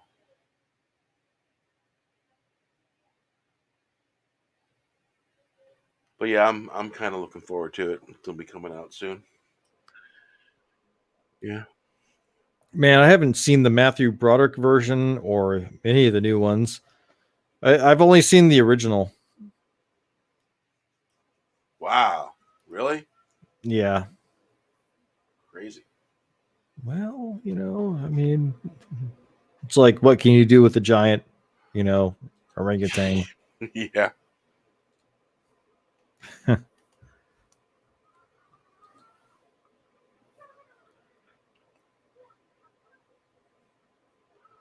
It's like there's not a lot of places you can go with this. Does it climb, the New World Trade Center? Is that what's going on? Yeah.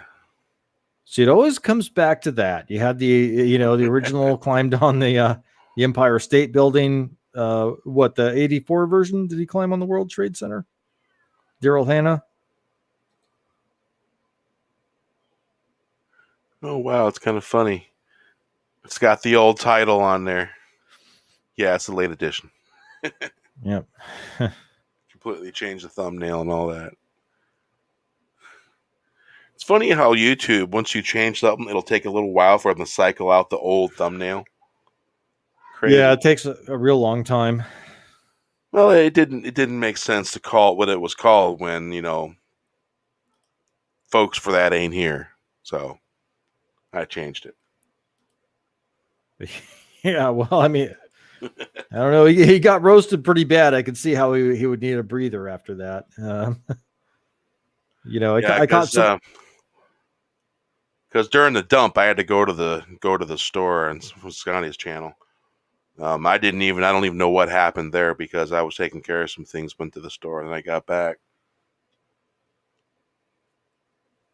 Yeah, I caught some of it. I could see, I could. Yeah, man. You look at the ratios on that video. He got roasted pretty bad. And I'm like, I'm jealous, man. I'd love to get roasted that much. I would love to have that many people looking at my stuff. Or not. I don't know. Yeah. Unfortunately, well, I mean, yeah, he goes under his real name also. So yeah, then I go under my real name. So yeah, I guess I don't know. Maybe I wouldn't want that much attention. Something. Yeah. Like, this guy's a fucking asshole. Look at this. He posted something on social media in 2008 called Barack Obama the next Hitler. What the fuck? Damn, was Linda Hamilton in King Kong Lives? Really? I don't remember that.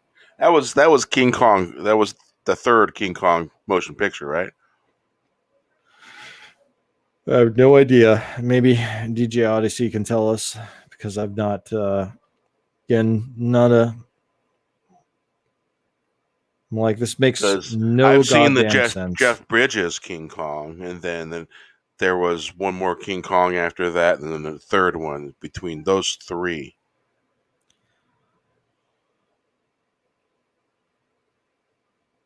I feel like King Kong is something that shouldn't be over-explained. I feel like you go to an island, you find a giant ape. Go. Yeah. Like, well, we've been doing some genetic engineering here, and well, whatever. Yep. Female Kong. Huh.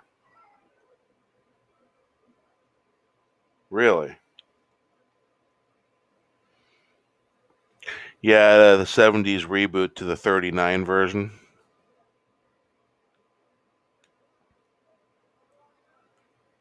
That was 39, right? The original King Kong, 1939. I have no idea.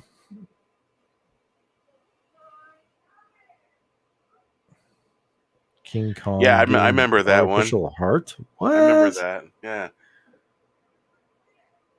Heart transplant? What the fuck is that? Yeah, King Kong. Yeah, I remember that one. I feel like I'm glad I haven't seen that. That sounds dumb. I watched it. It was okay. It gets a heart transplant? What Yeah. the fuck is that shit? Like they have like giant fucking Kong hearts just laying around and Artificial. Oh, okay, well, hey. So RR says it wasn't bad. Well, maybe I'll take a look at it. I remember it wasn't horrible. Sounds horrible. But I think the whole concept in and of itself is horrible. So what do I know? You know the saying, crazy is as crazy does, because it likes to follow the leader sometimes. Yeah. Right. And the other saying is, life's like a box of chocolates. Yeah, you never know what you're going to get, right? Personally, sometimes thing is like a bowl of grapes, every now and then you get that one sour grape. Yeah, one bad apple ruins the bunch. Yeah. So DJ Odyssey says they kept him on a pump until they made him an artificial heart. What? Yeah. Well, that doesn't sound any better, DJ Odyssey. That still sounds stupid to me. Anyway. Like, what the? Yeah. Was he in a secret military facility or something? What the hell is Probably. that crap all about? I don't know. Yeah. But he didn't kidnap Daryl Hannah. It was Jessica Lange. What? This sounds highly suspect. I feel like I need to watch that Eddie Murphy movie where he was like in the tank and or Real Genius again. There's Illuminati stuff with the government. Yeah. Yeah. So, I believe one of the original black and white King Kong movies, I think that was 39. I don't remember. Really? No, God. Yeah. And, man, you realize how many Godzilla movies there are since they first came out in the 60s? Well, there's nothing dumb about a giant fire-breathing lizard knocking down cities. Okay. Well, both Godzilla and King Kong are good guy monsters. And it doesn't make sense for them to be fighting. It just doesn't. Because they kill bad monsters. They both kill bad monsters. You know what I'm saying? And Well, it's warm-blooded versus oh yeah, cold-blooded. yeah. RR says, don't forget the Jack Black 33 remake of Kong. That was not bad. I kind of like that movie. I have the director's cut of that movie. Yeah. Clearly, Yeah, my geek credentials are in question right now. Obviously, yeah. I'm like, I don't get it. I don't get it. So yeah, there's some stuff in geek culture. I love a lot of stuff, but some of it, it's like, I don't get it. that was a very good movie. I liked it.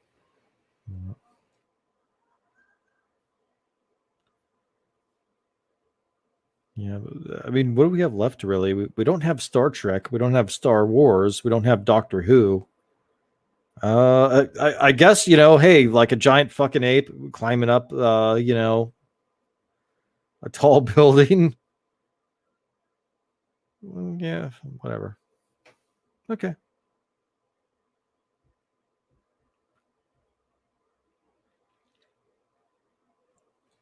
Huh. How far back was that? Because the Godzilla movies I've watched, he was always considered the good guy, even though he destroyed half the city fighting another monster.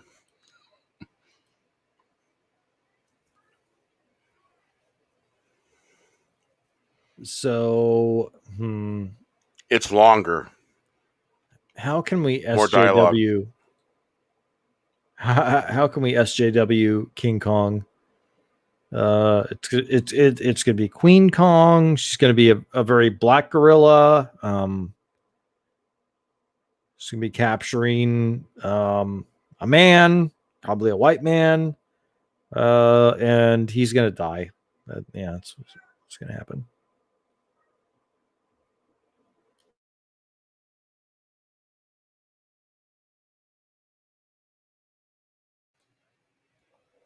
So Godzilla was a bad guy in '63, huh? Uh-huh.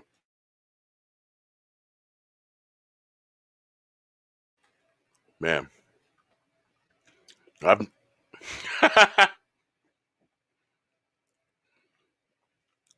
Hey, Parrot Head, how you doing? There you go. Yeah, wasn't just a heart transplant. Yep. Oh my God, no, Wow. no. Let's not give them no ideas. Yeah, King Kong goes into a GameStop. She's like, it's bam. Hmm. Yep. Interesting. Yep. So Godzilla was basically the bad guy until the '70s. Very interesting. All right. Song requests.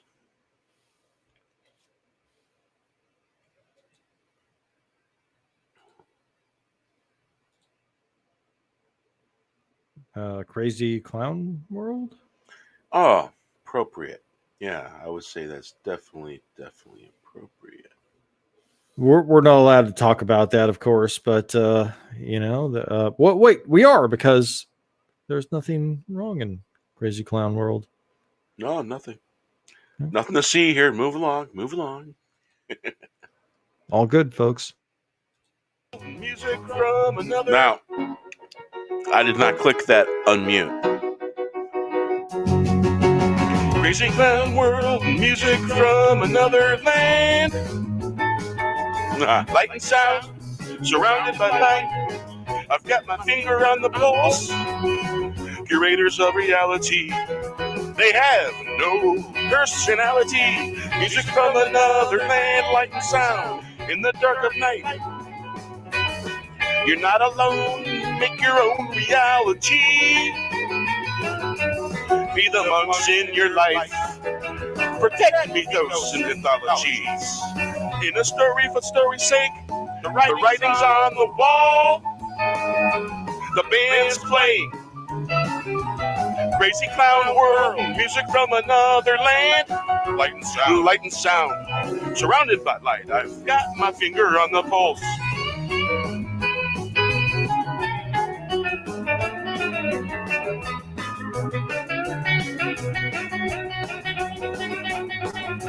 The curators of reality, they have no personality. Music from another land, like sound in the dark of the night.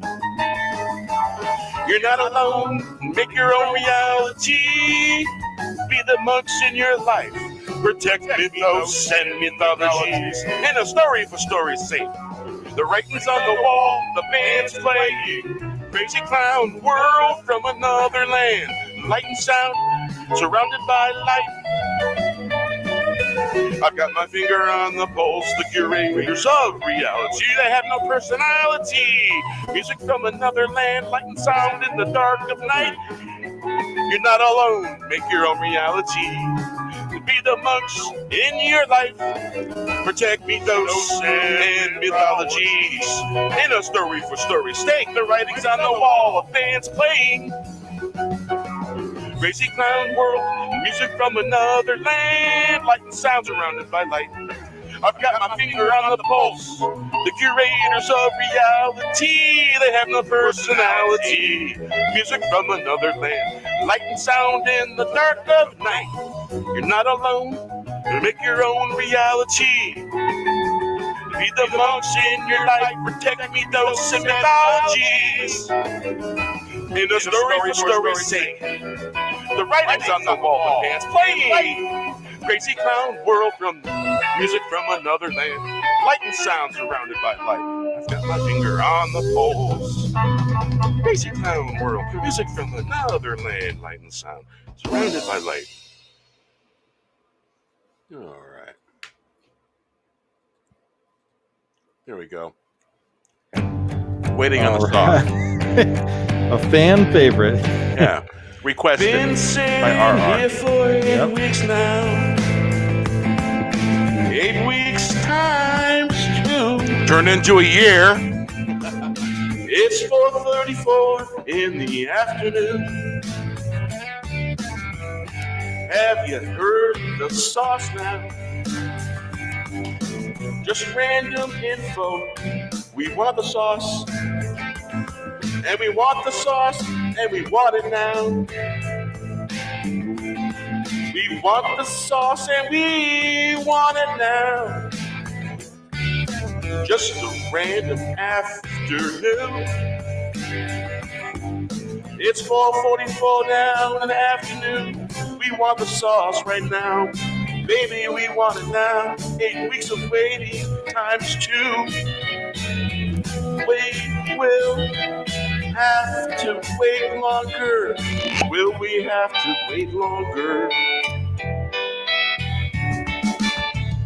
Been sitting here for 8 weeks now.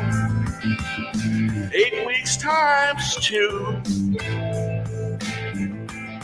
It's 4:34 in the afternoon. Have you heard the sauce now? Random info. We want the sauce, and we want the sauce, and we want it now. Hello?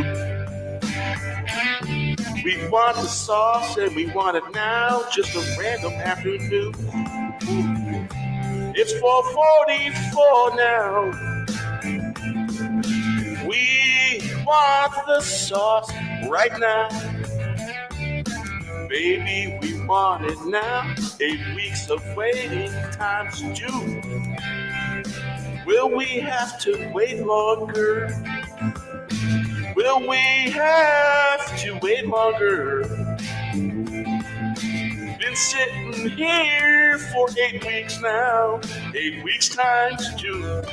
It's 4:34 in the afternoon. Have you heard of the sauce now? Just random info. We want the sauce, and we want the sauce, and we want it now. We want the sauce, we want it now. Just a random afternoon. It's 4:44 now. We want the sauce right now. Baby, we want it now. 8 weeks of waiting times 2. Will we have to wait any longer? Baby, we want it now. 8 weeks of waiting. Will we have to wait longer? Been sitting here for 8 weeks now. Times 2. It's 4:44 in the afternoon. Yeah.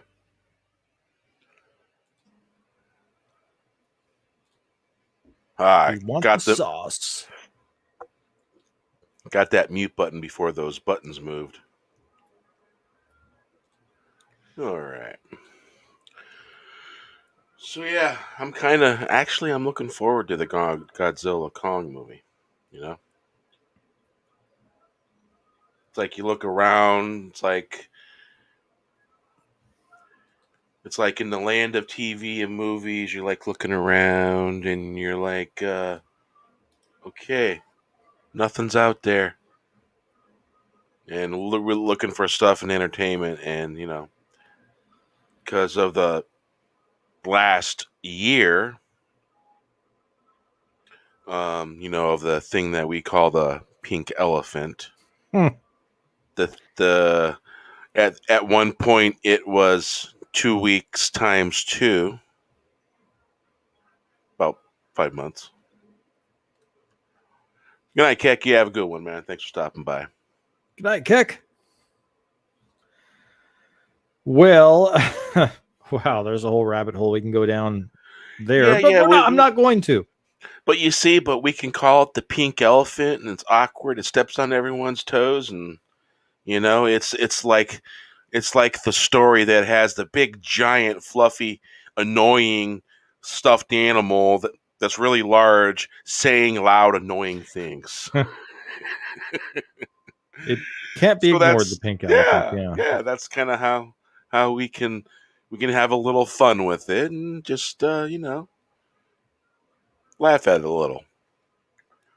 Because sure, it's one of those serious kind of things, but you know, I like to describe it in that way. God, has it really been a year? It has been a year. The anniversary though was the other day, the year anniversary. Jesus Christ, man! You know the 15 days to stop the you know what. I loved those 15 days. Spread that butter. Those 15 days are the best 15 days of my life. Are you kidding me? They rounded up all the homeless people and they put them in motels, and like there was no one out. I had the whole city to myself. It was wonderful. It was like that episode of The Twilight Zone. Well, I mean, except for the end of that episode, but it was like where the nuclear bombs went off and everybody got nuked, and the guy's like, yes, I get to go to the library and read all the books I want to. And I was like, yes. Yeah. And now everybody's out, and I'm just like, oh my God. Jeez. Whatever.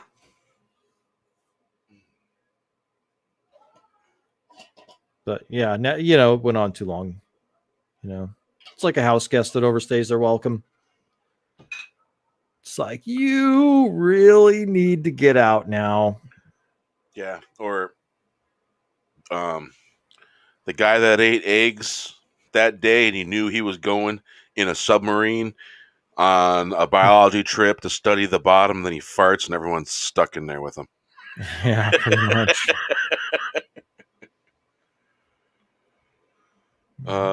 Did you break your glasses? Believe it or not, I did, and they fixed them. Yeah, and Oh, there's a wow. little nub coming off where they did the wire to hold this in, Ah, and so they've never been the same since. no kidding. Yeah, I need new glasses. Yeah, funny stuff. Yeah. So, My neighbors are having a party over there. They never invite me, wow. bastards. I thought I heard someone go woo, Yeah, and they are. I They're feel woo. like I'm having deja vu because I think we heard this before, It's a and this signature time, move. in this episode that's repeating in deja vu, you said it and I didn't. Yeah. Next time I'll say it and you won't. Yeah, like woo. Exactly. Yeah. One of these days, I'll have my 5 acres in the country, and it'll be glorious. I'll have my Starlink internet with the same speeds I have now. I'll just be like sitting Starlink, on the. huh? I'll be streaming, sitting on my porch, watching deer gallop by. It'll be wonderful. Love it. You know who No. I haven't seen? I haven't seen Mikhail. I saw him earlier. I think, yeah, he's on a different time than we are. So, New Zealand time.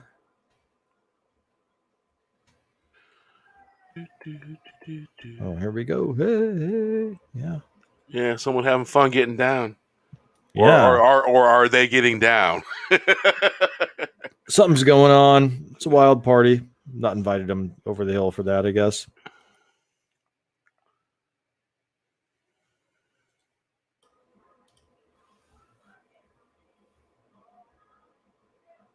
Well, at least they aren't, at least they aren't syncing up their music to my Bluetooth anymore. That was getting annoying after a while.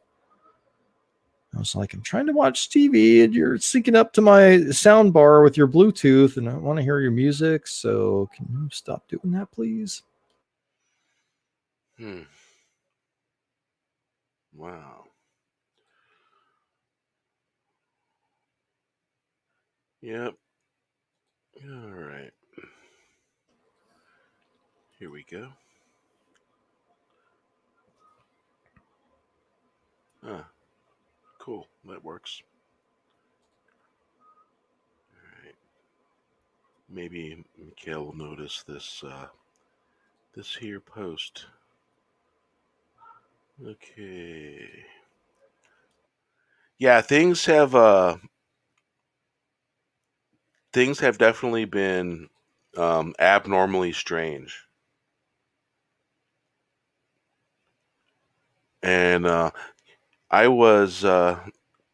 noticed that I was in speaking of Pink Elf and all that stuff. I was in Albertsons earlier today to get a couple 1 liters of soda, and so that way I could mix drinks for my wife while I'm live streaming, and because I make her a cognac highball basically. Either you use ginger ale or you use Coca-Cola. In this case, Coca-Cola, and it's real tasty. Fill the jar up with a full shot of cognac, and then you fill a jar halfway. Good drink.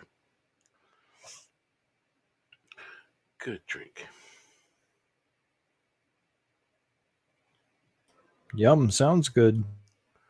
Could have been karaoke coming through your soundbar. Oh man. So yeah, maybe I'll tag Mikhail on this post of mine.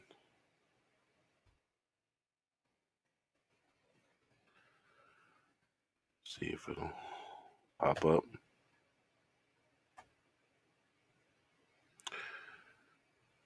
There we go. Shit, what time is it in New Zealand right now? Probably pretty early in the morning.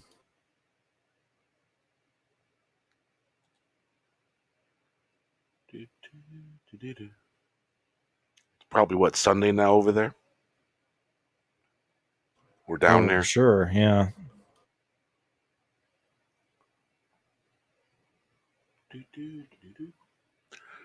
All right.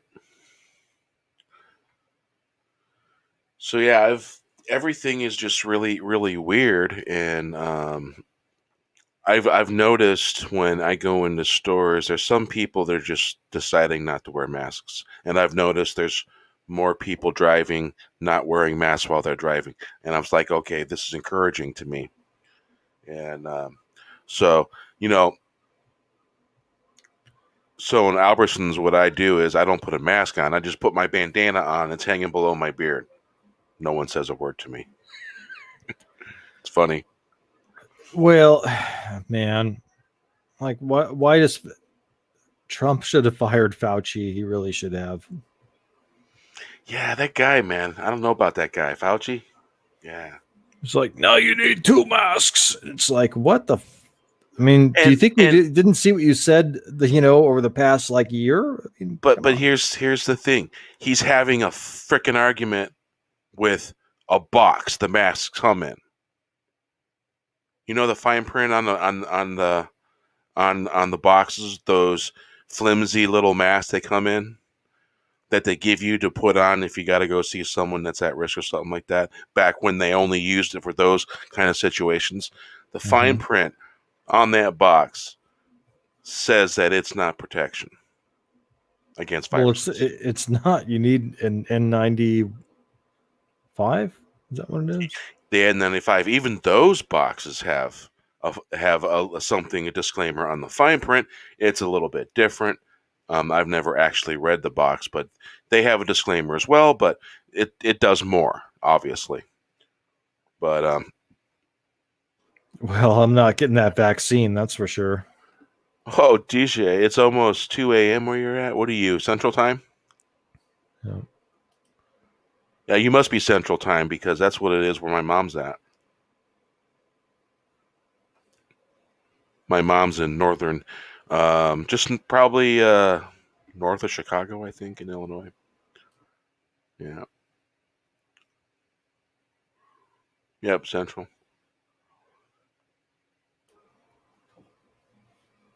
Night, DJ. Have a good one, man. Thanks for stopping by. Yeah, this mask stuff is bullshit. Can't believe it. It's like, oh man. So How do what you people been? not see what's going on? So what you been drinking on, Wes? I saw you were drinking something earlier on your stream. A little bit of whiskey and Coke. That's always a good mixture. Yeah, it's not failed me. Just don't drive anywhere with it. You're good. Yeah, that's true. It's very true. Yeah. It's like all of a sudden mass media just becomes illiterate to English. Written words on boxes that are disclaimers and warnings. The masks are the 21st century equivalent of the whip inflation now buttons that were introduced during the Ford administration. It's like, whip inflation now. It's like, okay, well, didn't you guys fuck up by taking us off the gold standard? Isn't that what caused the inflation? Yeah. A mineral 201, a mineral based money system is definitely better. Gold, silver, all the valuable minerals, based it off of that. Palladium, stuff like that. All the metal minerals. Well, much has been said about David Rockefeller's memoirs, and one of them was, the proud internationalist quote. There's a lot to be gleaned from that memoir. Yeah. He was talking about, like, oh, Nelson should have been president then. He should have been president in 1960. Oh no, he should have been selected as vice president. No, he should have been the president. Nelson, Rockefeller. There's that, and then there was him talking about working for Chase Bank, basically being the Johnny Appleseed of the petrodollar, and creating the petrodollar system. David Rockefeller. Huh. And so there's a lot to be gleaned from those memoirs, and it's not just the proud internationalist quote that people propagate. There's a lot in there. Yeah, hey DJ, I used to hang out all over Chicagoland and northern parts of Illinois. I had a friend play live music all over the place, up into Wisconsin and all that. He was all over the place. Hey, fellow Midwesterner. Well, hey, you have a great night. Sorry, Wes, didn't mean to interrupt you. I just discovered. No, that was the end of my thought. Really, I hope that's pretty far west of Chicago, because the west side of Chicago, they got rats there the size of 3 footballs into one, and they're huge. And when it gets dark, it comes out. And bad area, West Chicago, especially southwest side. My Aunt Carmen used to own a house on the southwest side. Now, being as I was from Gary, when I went there, I never had any fear of walking around. I wasn't scared because I grew up in an environment like that. And so it wasn't no thing for me to go on the porch, have a cigarette, someone walking down the road, didn't matter what color they were, white, black, Korean, whatever. Hey, how you doing? Oh, hey, how you doing? And, all those stereotypes about bad areas, it's not really true. People are people and they talk. And that's kind of the area I grew up in. And, but, wouldn't want to live there, man. And my Aunt Carmen, she owned that house there for years, man. And it was tough area, that's for sure, where she owned that house. Shit, where I was from in Gary, the majority of my life, where I lived. And I lived other places, of course. I grew up on right not too far from downtown Hammond, Indiana. And I was a street kid, and all of us street kids, we were pretty smart, because back then, kids had bikes and they went out and did shit. And you had the phone number to call every so often and let mom or dad know how you were. But otherwise, you had the freedom as far as you could ride that bicycle around town. You know what I'm saying? And a lot of them kids in the city and all that, a lot of times they knew what was going on before anyone else did. Interesting area, Hammond, Indiana, back in those days.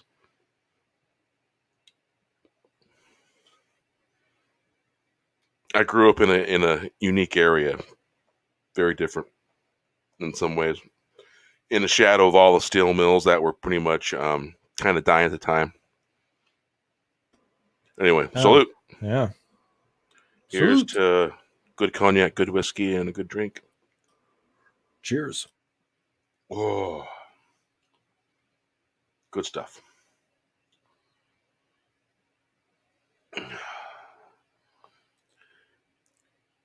Yeah, I refuse to comply to the new normal. Yeah, salute. Yeah, my shot glass is still full. I had 2 large drinks inside it, as in mouthfuls. It's almost full shot. But cognac, you kind of sip it, or small gulps.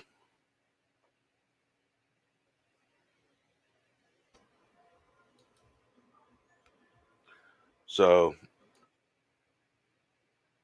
here's the doing what we want to, and not caring what they think, having fun. Yeah, here's to that. We'll say a salute to that. Cheers. Oh, good stuff. Yeah. So,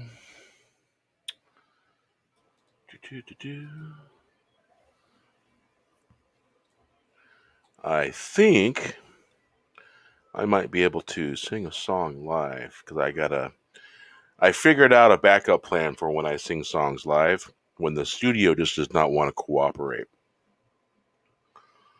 And should be able to. And the last drink, and here's to good friends, man. good friends, collaborations, and good things, good times. I can drink to that. Okay. Yeah.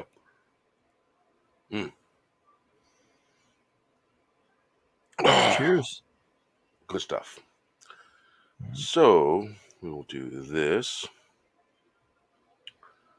that,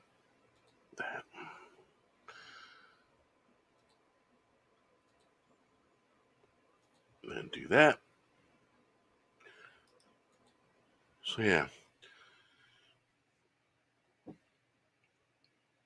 Yeah, crazy times, man. Crazy times. So this is basically I don't know, it seems to be the way things are going to be turning out and kind of the way in the format.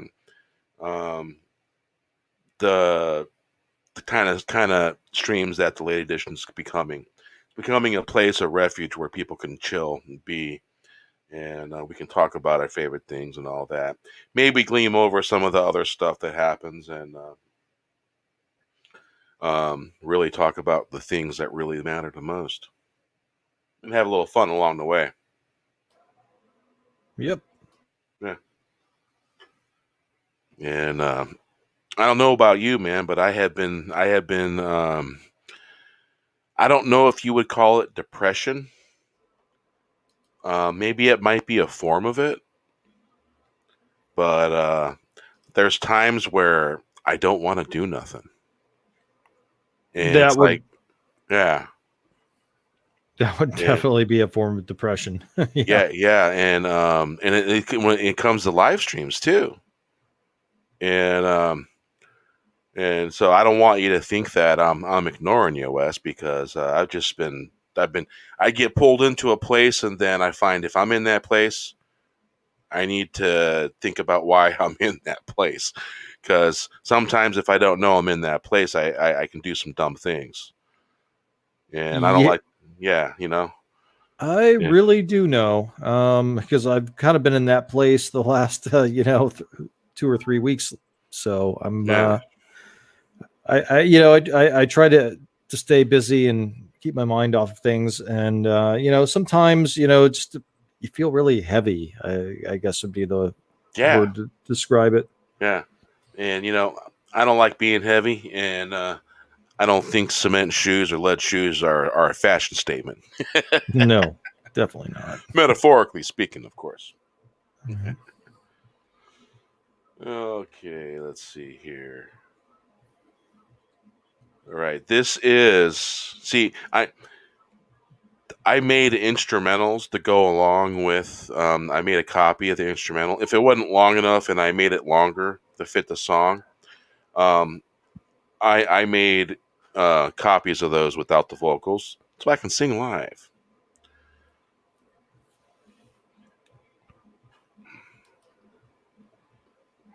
All right. This is going to be pretty cool. Yeah, so I'm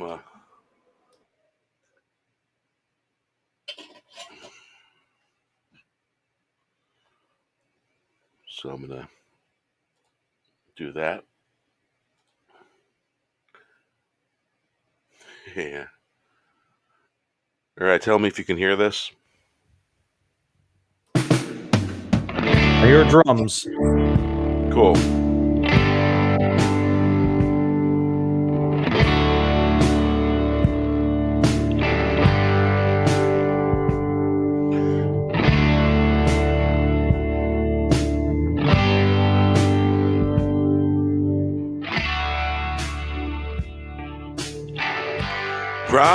Promises made on empty streets, I know.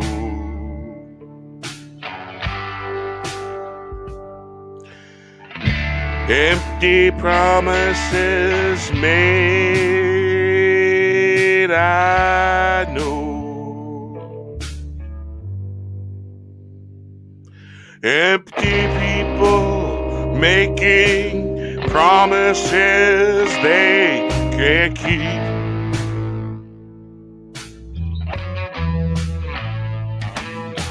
Empty houses in need of love.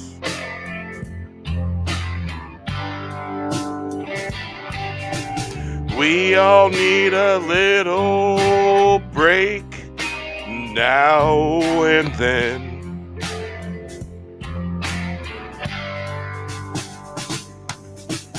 Empty fences containing nothing.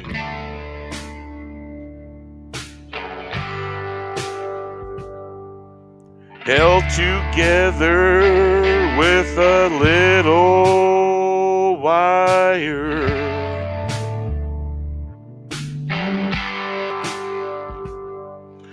Wire fences, empty fences containing nothing but content. When will common sense come around in the playground?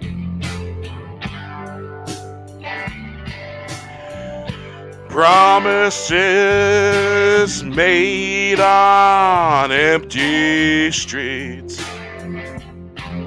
I know. Empty promises made, I know.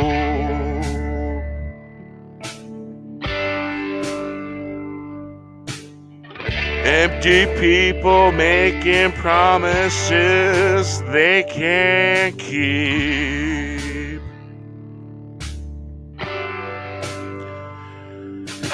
Empty houses in need of love.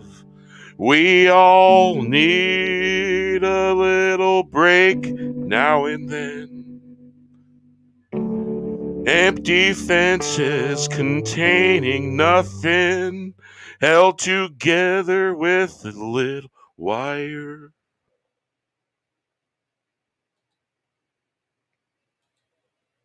Not bad for off the cuff. A lot of times I use the studio to watch the cursor as it goes along the original vocals I did. It gives me an idea how to keep my time. And so basically doing that when I do songs live like that, it helps my timing. And I'm starting to be able to do timing like that without the visual cue. Wow. Yeah. And getting better. Thank you, R. I appreciate that. Yeah, one of the things I've noticed about the biographies and things that I've seen about bands and artists is a simple thing like keeping in time. Seems to be a real issue and a beef they have with one another. Yeah. It's just like, go ahead. If you can get a group of guys that can agree on not perfect, but somewhere close meet to the middle, it can work out. Because, the Grateful Dead, they never played one song the same way, ever. Jerry Garcia considered that boring. Well, yeah, if you're going live. And that is the thing when a band goes live, they do mix it up a little bit. But, go ahead. No, you're okay. Basically, from interviews I've seen, basically, once they do it in the studio, he said they could not do it the exact same way to save their lives. And so once they did it in the studio, they performed live, it never ever really sounded like. And that's why why when they started releasing in the middle of their career, they started releasing live concerts. And those got pretty popular. Yeah, I mean, one of the themes that seems to be pretty common with these bands is that, they're at each other's throats and they're throwing things at each other and getting into fights over, either being in time or the composition of the music or the performance live. It's like, wow, how does music get made at all in these environments? And the tension helps it form. But also, it seems like it'd be really miserable to be around them to be in a band to do that. It seems really difficult. And then, to play a song that one of the band members thinks is dumb or, isn't their style of music. It's right. really fascinating. Hey, those of you out there, send Nancy some good energy because I think she's mentioned something about hurting her back or something. Send her some good energy, some healing stuff, I was supposed to go on her live stream Monday, and she did something to her back. Oh, man. This day and age, the back is something definitely to protect. Just, I've had back injuries before, and there's a few different things you can do to help. Stretching. Yeah, planking really helps with back injuries. I had a really bad. I think I broke my back when I was a teenager, and I had slipped on some sudsy water. I was running full bore and slipped and fell right on my tailbone. And I swear to God, looking back, I think I broke my back because something like I didn't have a spinal injury, but I would walk and like the bottom half of my body for a good 2 or 3 weeks would do one thing, and the top half of my body was doing something else. And there was this crunching going on. And I think I probably should have seen a doctor, but I've done, planking and core work and all that stuff. And after that, I never had back problems after that, but I had back problems for years after that. And I was like, well, I probably was in denial and broke my back, and I was just like doing the macho thing and toughing it out. But that would probably have been one of those rare instances where going to the doctor probably would have been a good idea. Okay. Yeah, man. Back injuries are a funny thing. Back when I was 24, I had a back injury, and I think I told part of this story a couple weeks ago. Basically, I was building skids. They had 4x4 skids and attaching bolts to the corners, big huge bolts for boxes to bolt down on top of them. And I lifted and twisted, and I felt a spark go off in my right side of my back. And it was the weirdest freaking sensation. And I was like, uh-oh. And the guy was like, you all right? I'm like, I don't know. That's all I could say. I don't know. I don't know if I'm okay. And so literally 5 minutes later, I was like, yeah, not okay. Not okay. I was in pain. And so, my boss I had at the time, he's a cranky Sicilian. Good boss, though. Treated us real good. After work, he'd feed us, and we'd watch movies and drink beer and all that stuff. He took care of us like family. And so, of course, the guy taking me to the hospital has got one of those GMC 4x4 pickups with the big balloon tires. I'm hobbling to the truck. I managed to get into the truck. I don't know how the hell I did it, but I got in. But when we got there, though, he had to help me out. He had to help me. It was very difficult getting out because those GMC 4x4 pickup trucks with balloon tires, they were huge. And by the time I got in to the ER and sat down, I was seriously wondering how the hell I was going to get up. So that was the hell of a thing. They thought I slipped a disc. So that they not only x-rayed me, but they gave me a CAT scan too. Yeah, that's good. Yeah. And man, I was literally 12 days in bed. Bed rest. 12 days. You want to talk about something freaking infuriating having to be in bed for 12 days. Oh, I get it. Oh, man. Not fun. Not fun.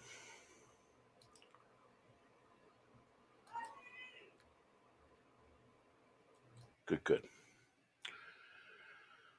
So let's see here.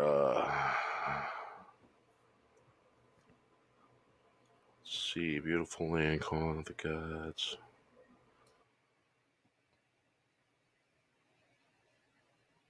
What's this?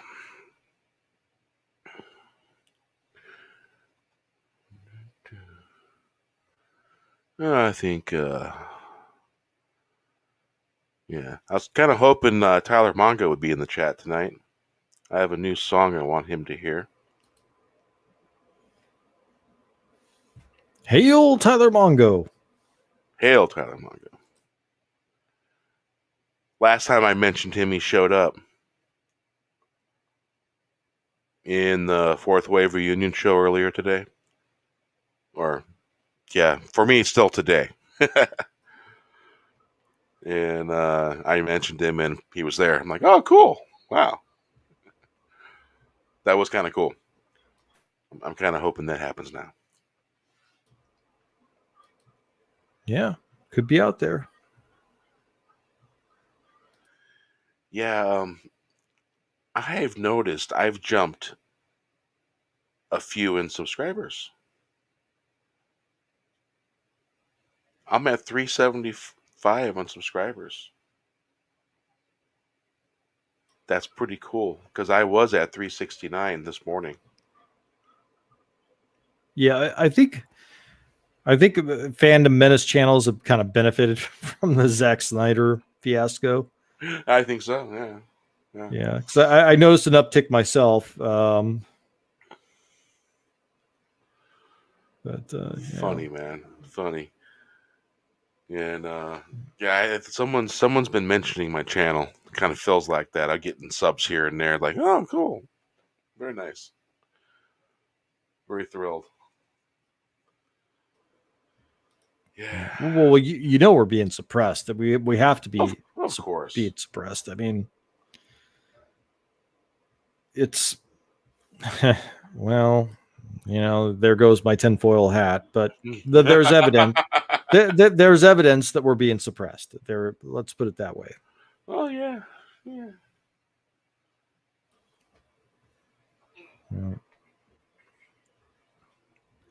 It's like, I copied all the right tags. I've got the right topic.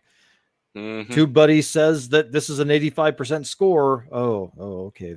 Wait, how many views on this? What? Yeah. Yeah. So let's see here.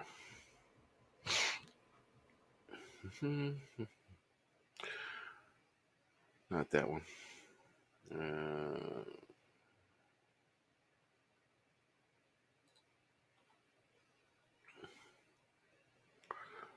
Where'd you go? I actually did get a warning for talking about the other main event of 2020, not related to the coup. Oh, you're talking about the raffle ticket system?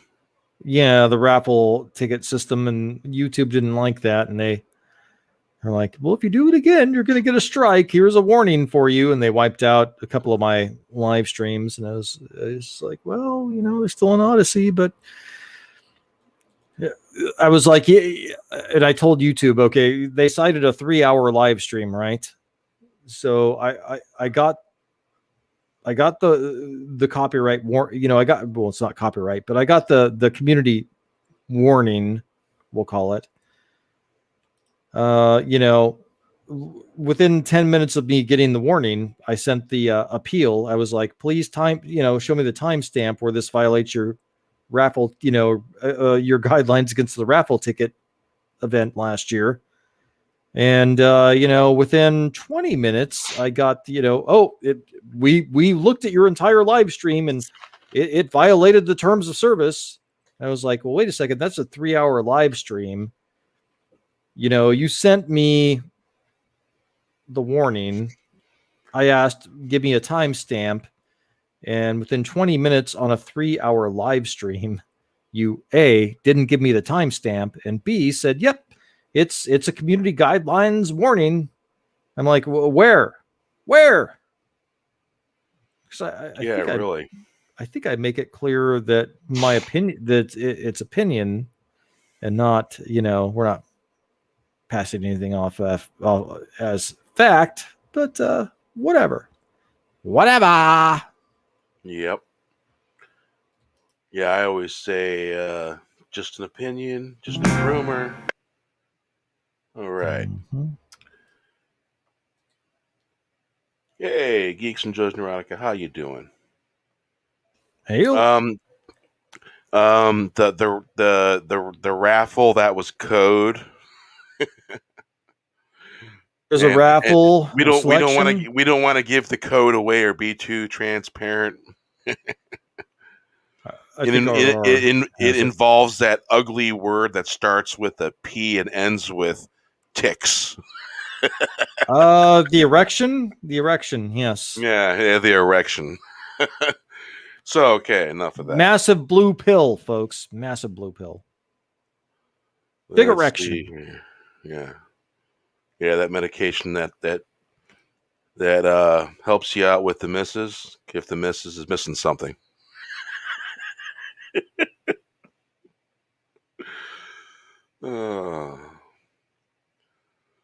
Is it time for a drink yet? So, okay, here we go. I've exhausted my supply, so, Oh, no. Happens. Well, been a long day. Needed some. All right. I have started doing something new on my lyrics when I write out the lyrics to the song. They will all be highlighted. Each verse will be highlighted in a different color. So that way I don't have to put spacing between verses. Yeah, that's pretty cool.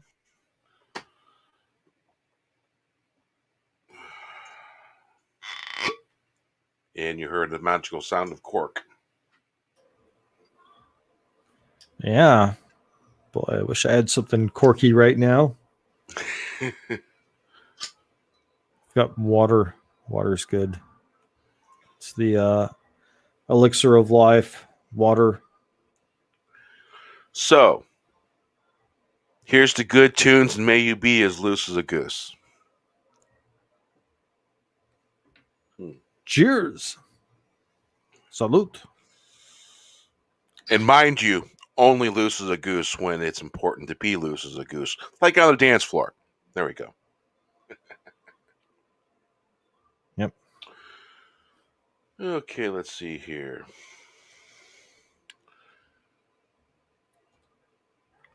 I'm curious if it will... Hey, Wes, knock on some real wood. I've got particle board. Okay. It used to be real wood at one time, eh? Possibly, yeah. I think the veneer is real. Okay. How do I sound now? All right.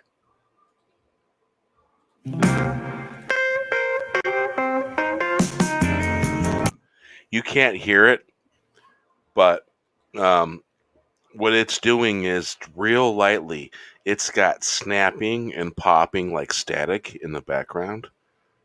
And it does that when it's fighting for control over the mic with StreamYard. And that's why it does that. It doesn't always do it. Sometimes it's barely noticeable. And that's why I always make sure I have just the instrumental wave file to go.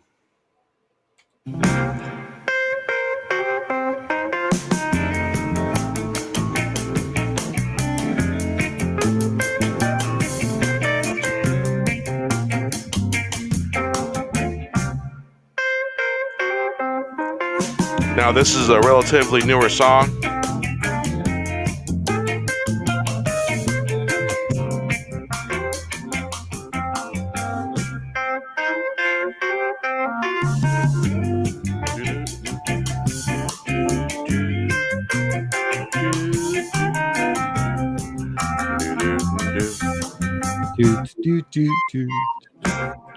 Missed the bus to Glendale. It was the hottest day that ever was. What a summer day. Many minds were blown. Reminds me of Vegas. It reached 117 in the shade. When the legend gets to town, there'll be stories from sundown till sunup. We'll waste nothing and take everything in the hustle and the bustle. Dance till the sun breaks the day. No more swap McGuffins. We are good to go. That didn't take long, yeah, bombs away. Was this an inclusive, exclusive? Don't buy the hype. Missed the bus to Glendale. It was the hottest day that ever was.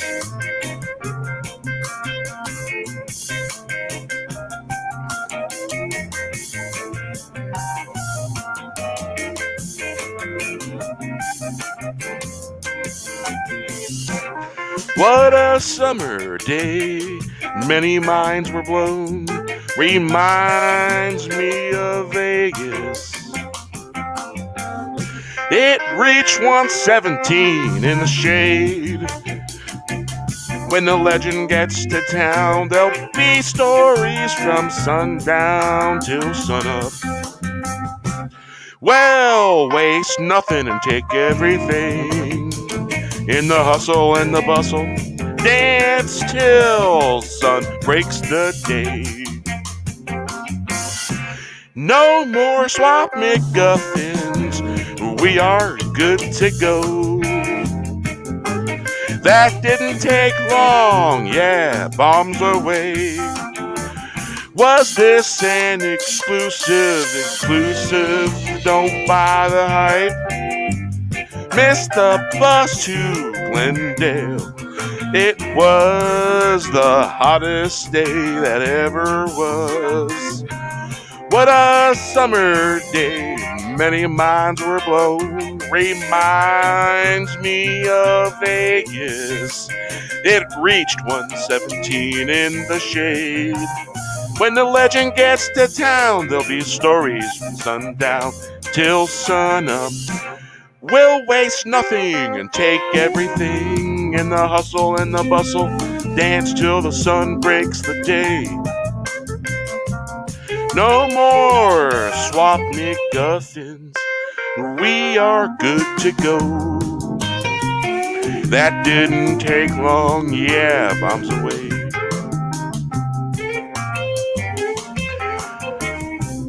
Was this an inclusive, exclusive? Don't buy the hype.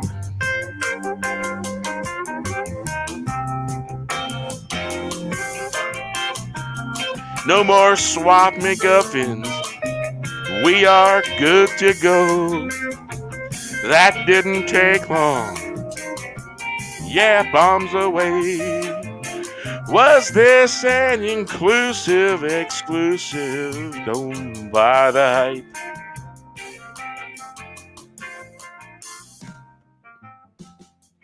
All right. There we go. Wow. Yeah, it's really weird singing with the ear covered with the headphone. It's really weird. It's just, I don't know. I know some people when they sing, they'll put their finger on the ear, and that doesn't work for me. What was it? One of the Gibb brothers in the Bee Gees used to do that. He closed one ear, and I can't remember which one. Was it the Oh. one that had the solo career that ended up? It wasn't Andy Gibb. It was one of No, it the wasn't Andy other Gibb. brothers. Yeah, it was the guy that had the bob hairstyle, about 3 inches below the chin. I think it was him. I think he was the one who used to close off one ear when he sung. Hey, If you those remember. guys were writing hits long after disco. They were writing hits Oh, for yeah. other people. You know, it's Oh, just like what's his name? Nile Rodgers was writing hit tunes in the 80s after disco was over. He did the Nile Rodgers did Pharrell. What was that Pharrell tune? He wrote some Pharrell tune, and he was in the video too, actually. Really? Yeah, Nile Rodgers. Let me look it up here. Let me find it. Wow, that guy wrote a bunch of hits. Rodgers, Pharrell.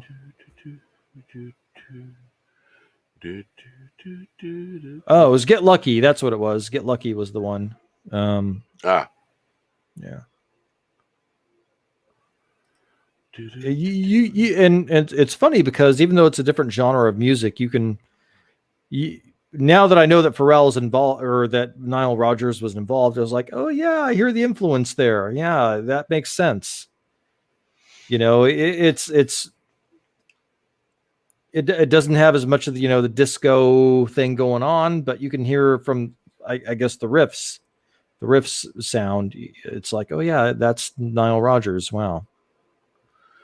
Yeah, I listened to. I don't know if you have ever listened to the James Gang Rides Again record. James Gang Band. Doesn't ring any bells. Oh, Joe Walsh's band. Oh, okay. Joe Walsh. He was in the Eagles, right? Yes, yeah, but this is before that, and Okay. I discovered it when I think I was 14 when I discovered the James Gang Rides Again. I discovered the record, and great stuff. I love everything that they did. I like everything that Joel Walsh has done in his early days, and even with the Eagles and stuff. But I realized I got a little bit of influence from them, a little, Yeah. But I'll tell you, man. You want to talk about? We're talking about bands and getting at each other's throats and that kind of stuff. The Eagles, holy shit! I mean, that's a super group in and of itself. I mean, you have Don Felder, who was an amazing talent. You have Don Henley. Fuck, dude, that guy went on to have an amazing career. And you've got, oh my God, he did. He was elite. He was one of the lead singers. Shit. You belong to Glenn Frey. There you go. Glenn Frey. Yeah. You belong to the city. Concrete under your feet. Yeah, that was a great song. That was specifically made for Miami Vice, that song, by the way. Really? Yep. They said, hey, Glenn, write us a tune. And that was specifically written for Miami Vice. Isn't that amazing? It is amazing. I didn't know that. Yeah, it's good. It's a good song. I am looking there. I think this is it. We'll find out. I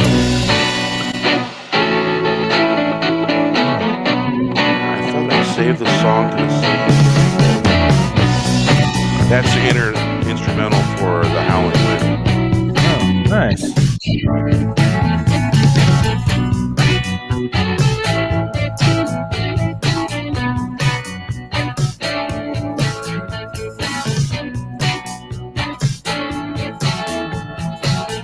just gotta find where the Yeah, I could definitely hear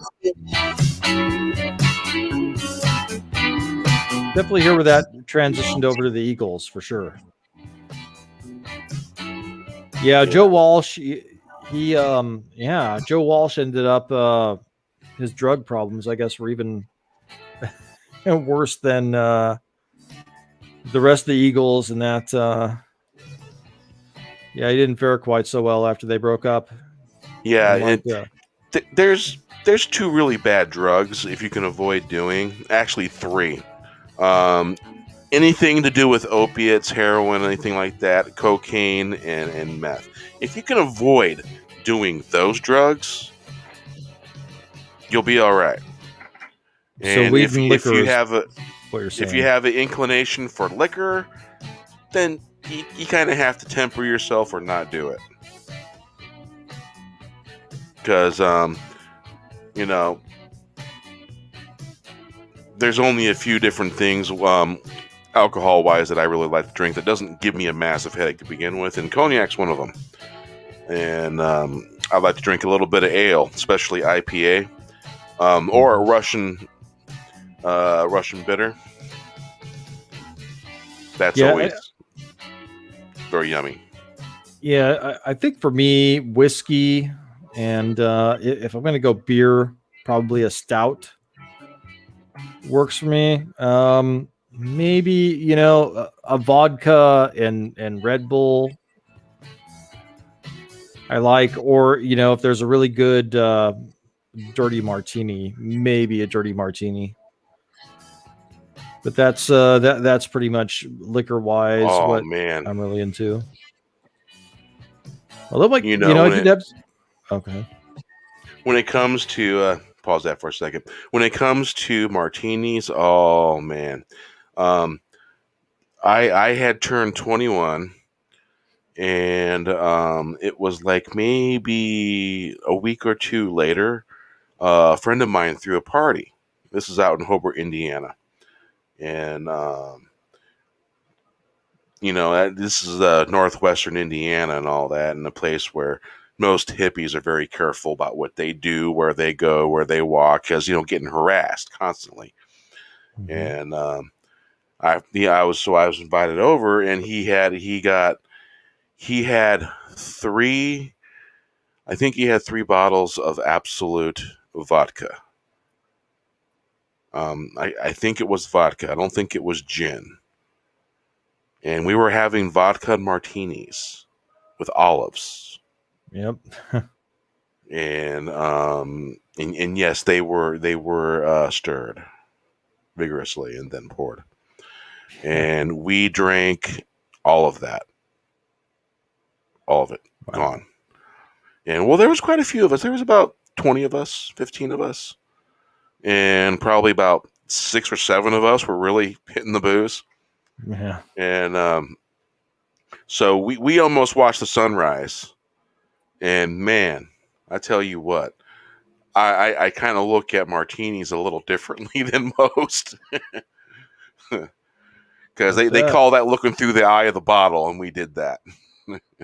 Right. Looked straight down through that eye and then found the bottom. We're like, oh, there is nothing like a martini hangover.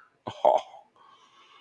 You just got to remember, as long as you don't have any sugary sweet stuff, you'll probably be okay.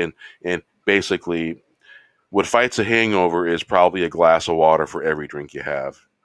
And you might be lucky. Well, that's why I try to steer clear of liqueurs.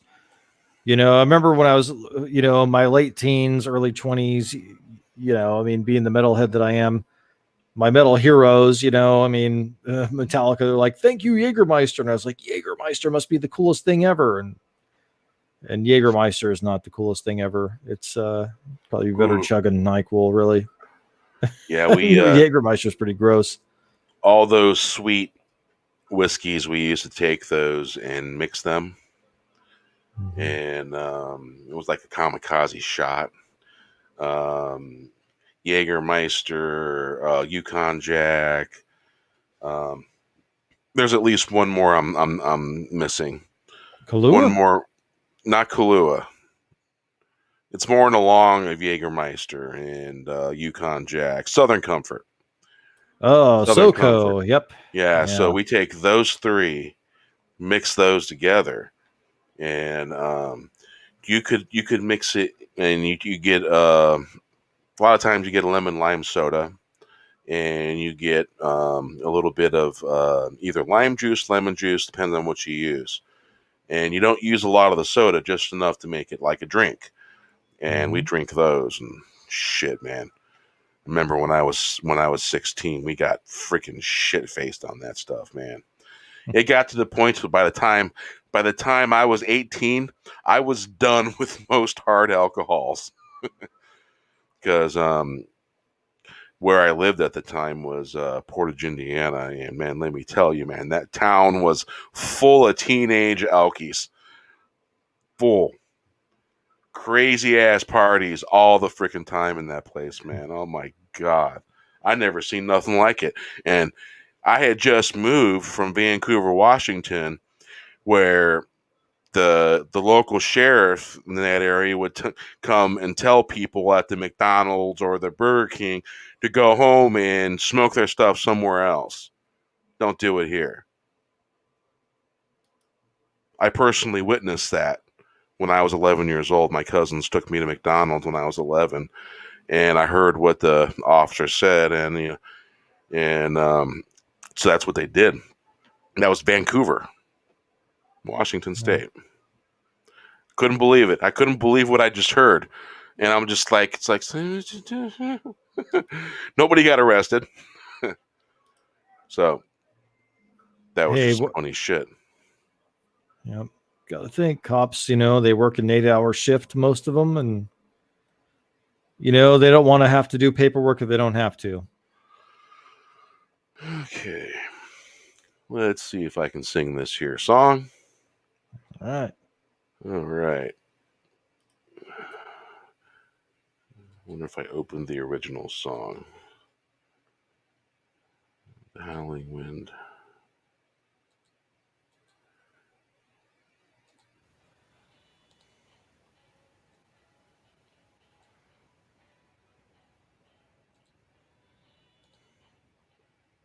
Oh, that's really weird. There it goes. Wow. I think we will get rid of that. Yeah. Right.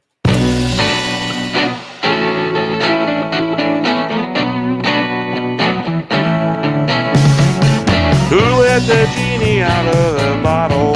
No, putting it back.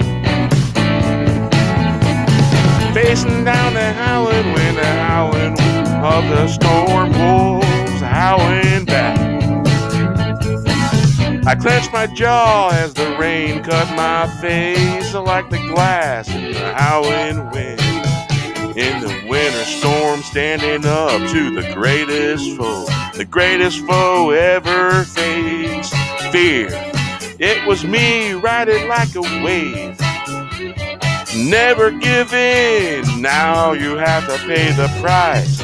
Gotta deal with all the fallout. You gotta get out and grab a fishing pole and get some soul. Is it you, is it me? Can see through a flying eye in the storm of the eye, wandering back.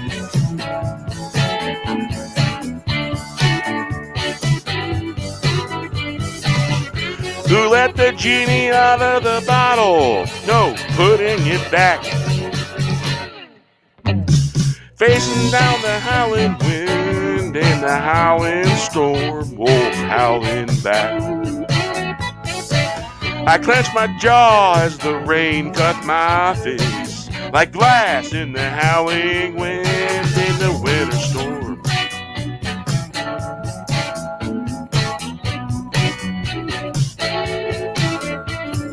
Standing up to the greatest foe ever faced. Fear, it was me riding like the waves, never giving. Now you have to pay the price, you gotta deal with all the fallout. You gotta get out and grab a fishing pole and get some soul. Is it you, is it me? We can't see through flying eye in the storm of the eye, wandering back.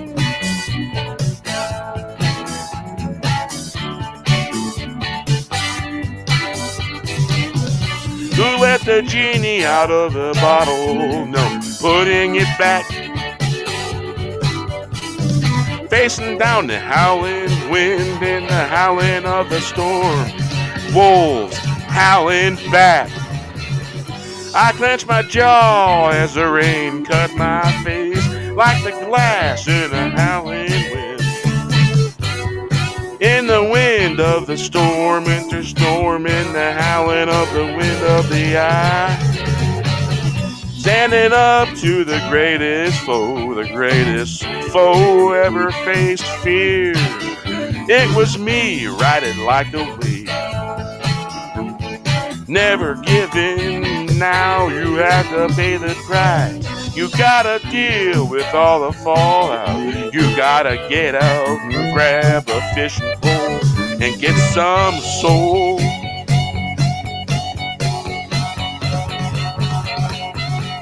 Is it you, is it me? We can see through the flying in the storm of the eye, wandering back. Yeah, that song timing's a little, it can get you. But getting there. Getting where you gotta be, I guess. So yeah. All right. Yeah. Live performance, folks. Yeah. I've already done this a few different times. This is like the third time now. I've done a few different live streams where I was just completely just on my own. All right. Cheers. I think it is time for a little reload. Reload. Yeah. That's the drinking game word for this live stream. So, Yeah. Reload. Toast. Fortune, Cheers. fame, mirror vein. Oh, gone insane. From the memory remains. Oh, wrong reload. All right. Never mind. Oh, that's a different reload. Yeah. To this faded prima donna. Yeah. I didn't like Marianne Faithfull in that song. I think that song would have been better if they just would have let the guitarist do the thing. But Who is that? Metallica, yeah, Yeah. they're load and reload. See, this is a controversial opinion that I have about those two albums, and that is that if they would have cut half the songs off of each of those albums and maybe fired Bob Rock, they might have had a good album. What do I know, though? Possible, yeah. Yeah. I'll take your Like word for I it. could have done without Ronnie and Mama Said. Could have done without those songs on those albums. Mama said. It really sucked. Thought that Carpe Diem was a good one. Where the Wild Things Are, I thought was decent. Bleeding Me was pretty good. Thank you, DJ Pixels, for sharing that out. I appreciate that. Hail to you, my friend. Hail. Hail. Well, I've had a lot of people follow me in the past day or so. Out of the blue. Well, Interesting. I don't have a Twitter anymore, but the conspiracy guy has a Twitter, and I don't know. Oh, yeah. Been wondering who that fella is lately. Yeah, mysterious guy. Lives in a a trailer RV out, somewhere out in the woods. Out in Pasadena, California. Yeah, Pasadena. Yeah. Could be. Yeah, could be Firebaugh. Could be Bakersfield. Yeah. Somewhere. Or you could be south of LA. Whoa. I don't know. Yeah, he's hanging out. I drove by south LA one time. It's like, okay, yeah, this is interesting. Reminds me of home. Yeah, hanging out by that nuclear power plant. It has like the boobs. It looks like very reminiscent of boobs. The nuclear power plant. Hey, you remember the Boobs Theater in Sacramento? two domes sticking out of the ground. There was a movie theater. Looked like boobs sticking out of the ground. Is that where they had Shakespeare in the Park? Possibly, yeah. That's where I seen Return of the Jedi at. Oh yeah, Yeah, you're my talking mom about took the me. the Yeah. Cinedomes. Yeah. Yeah. They look like boobs. Yep. At least that's what I thought when I was Yeah. 11. Those look like boobs. Yeah, the So all Cinedomes. Yep. the kids in the neighborhood, we called that the boobs theater. Yeah, there's a Century and then the Cinedomes. If that was the one by like Arden and Ethan, that would have been the Century. Yep. Yeah. Yeah, I saw Governor Pete. I was working. I worked at that theater like right after high school, and everybody's like, "The governor came. The governor came." You know, it was Governor Pete Wilson, and I was out and back having a smoke, and I was like, "Where?" And right when I turned my head, I blew all my smoke right in the governor's face as he was exiting the theater. And I was like, "Oh, sorry about that." And he's like, "That's all right." You know, he went with his wife to see Sense and Sensibility, right? That movie. And his wife was all dressed up, you know, like she was going out to the theater, and the governor was like in his PJs with you know, his like sweatpants and a cap and looking all disheveled, like, you know, you could tell that definitely it was the wife's idea to see Sense and Sensibility. Wow. Yeah. Yeah. Boy, I smoked a lot back then. I was always taking smoke breaks. Had my like pack of Marlboro Reds or whatever. I'd just head out back and just, you know, smoke. That theater had a real rat problem. I would never buy popcorn there. Ugh. I mean, they tore it down since then, but man, you know, one of the things about working at that movie theater is that they would give you free movie tickets, right? I think I saw 12 Monkeys because of a free movie thing, but Oh, wow. but yeah, I would sometimes go in and catch part of a movie on my lunch break. And what was that one with Fear? I think it was Fear. Was it Fear? The one with Edward Norton and Richard Gere. Whatever that one was, Primal Fear. Yeah, that's what that Primal was. Fear. Yeah, I was in the theater, and I swear to God, a rat like crawled on my foot. The rats there were very tame. Ran Like I across feel, your feet. no, Jeez. it didn't run across my feet. It was crawling on it. I could feel it scratching on my foot, and I was like, Just a little bit too interested, huh? yeah. That's worse. That's worse than running across your feet. It's sniffing and like, oh, this is interesting. You're like, get the hell out of here, rat. Yeah, I was like, you're my friend, and I was like, no, I don't want a rat friend. But Yeah, the rats on the southwest side of Chicago, man, they're as long as my shoulders. They're that big. Oh yeah, Not well, counting the tail, just the main trunk of the body of the rat. From shoulder to shoulder, that's about how long the rat is. I said it was like between 2 to 3 footballs big. They're crazy big, man. Rats. Well, yeah. Oh, That's why I say never eat the popcorn at the movie theater, because they would pop a lot of this popcorn in advance and put it in these really thin plastic bags, and you could see where the rats ate through the bottom of it, and there'd be all these rat droppings inside the popcorn bags, and people would just like pay $5 or $6 or whatever it was back then for a huge tub of popcorn. I'm like, no, don't. It's like, you know what? When I go to the movie, I want the fresh popcorn, and I don't want that bag shit. Just give me some fresh popcorn. Thank you. Thank you. No. Yeah. Oh man, I don't even. Once Yelp came along, like at least 10 years later, it's like, did they ever get rid of their rat problem? No, they didn't. All these Yelp reviews, like 2 reviews. Oh, a rat jumped on, ran across my foot and tried to crawl up my leg, or, oh, I found rat droppings in my popcorn. It was gross. Yeah, Tina, I guess the rats on the northwest side of Chicago are probably just as big. Who knows? Maybe they're related. All those rats. I used to hang out at Martyrs in Chicago. It's a pretty cool rock and roll bar. Let's see here. Dark Star Orchestra used to be basically like the house band for that place. Quite a while. Yeah. Oh, and let's see here. Geeks enjoys Neurotica. Mosquitoes in Florida are the size of spiders. What size spider are you talking? Yeah, what size? The ones that are the size of quarters, or the ones that are silver dollar size? Or, I know in Florida everything is big. The majority of shit flies there too. Well, they have the mosquito eaters that look like mosquitoes, but they're much bigger. Oh, those things are huge. Yeah.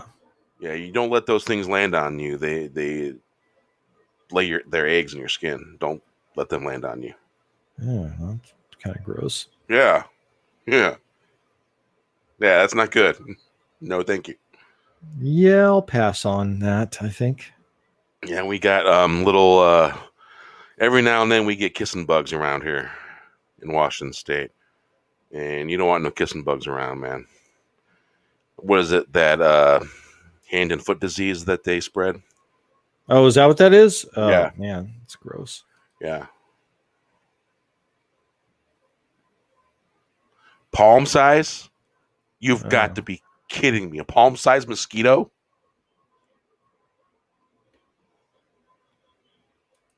Wow. Yeah, that would be big. Wow, that's huge. I'd be a chain smoking fool to get the smoke and keep the mosquitoes away from me. Yeah, small bird. Oh, man, that is nuts. That is so nuts. Wow. Yep. Wow. Palm-sized mosquito? Could you imagine? Jeez. Reminds me of that G.I. Joe episode where they went to the alternate universe and Cobra had won. They had these giant bugs and one of them stung one of the guys and he went insane. Sounds like that. Yeah. Yeah, it does. Wild, man. Jeez. Shit, man. You know the last 2 live streams I've done have been like 4 hours and one was 5. Yeah, I noticed that. Yeah. Sitting here playing homemade lyrical tunes, and having drinks and enjoying myself and commiserating with the chat. Yeah. Yeah. Always good to commiserate with the chat. The best chat on YouTube. Love you. Indeed. I was thinking of doing something that I used to do on my live streams. Go outside, have a smoke, and show the stars if there are any, but it's overcast. Shocker that it's not raining. There was actually some sunshine earlier today. After the Rogue Entertainment show, I had to go to the store. And so yeah, then my little tiny show goes on, happens, and all that. But hey, you know what? I'm happy. Happy. I'll drink myself silly and have a good time. Absolutely. That's what it's all about. Cheers. Yeah, indeed. Oh, you had to say cheers. All right. That's an automatic reload. Yes, I had something to reload with. I've been unloaded for a while. That's a half shot. I didn't mean to do that, but once it's poured, it got to be drunk. Yep. Well, I gotta say, RR, man, you are always here when I'm going live and all that, and so we're gonna drink to RR tonight and say salute to RR. Absolutely. Hey, RR. Welcome. Good to have you here. Yeah. Woo. You know what the equivalent of a half shot glass full of cognac? It reminds me of basically downing 2 shots of really good scotch really quick. That's what it reminds me of. Well, now you have me wanting scotch. I love scotch. I love scotch too, and it's very unusual for me to basically like cognac more lately. Really weird. I didn't ever think I would like something more than a good, 18-year-old Glenfiddich. Mm-hmm. Glenfiddich, Glenlivet, and there's a Glenmorangie, and I think those are all from Speyside. I think. You're making me thirsty, Bear. You're talking about all this wonderful scotch. They're yummy and just stuff, like- man. Yummy stuff. I'm thinking like On the Rocks. I'm thinking Straight. I'm thinking it's all good. Yummy stuff. Yep. I'm starting to salivate a bit thinking One about of it. my favorite drinks. Let's see here. One of my favorite drinks is also one of my favorite bands, the Grateful Dead. Huh. There's a drink called the Grateful Dead? Really? Interesting.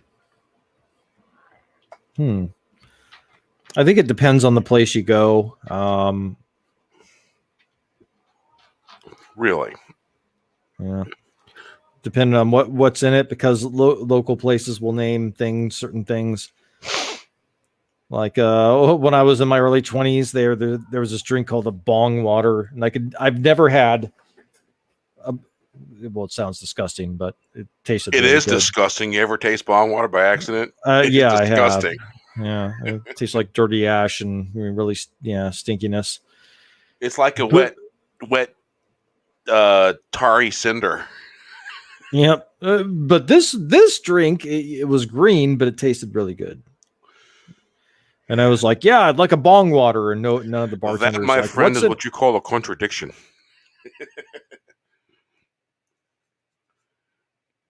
Bong water drink. Contradiction. Tastes good. Yeah. What was in it? What made it a bong water? Yeah, it's like, okay, what makes this called a bong water drink? All right, enjoys Neurotica Beans that you like the Grateful Dead. What do you think of John Marr?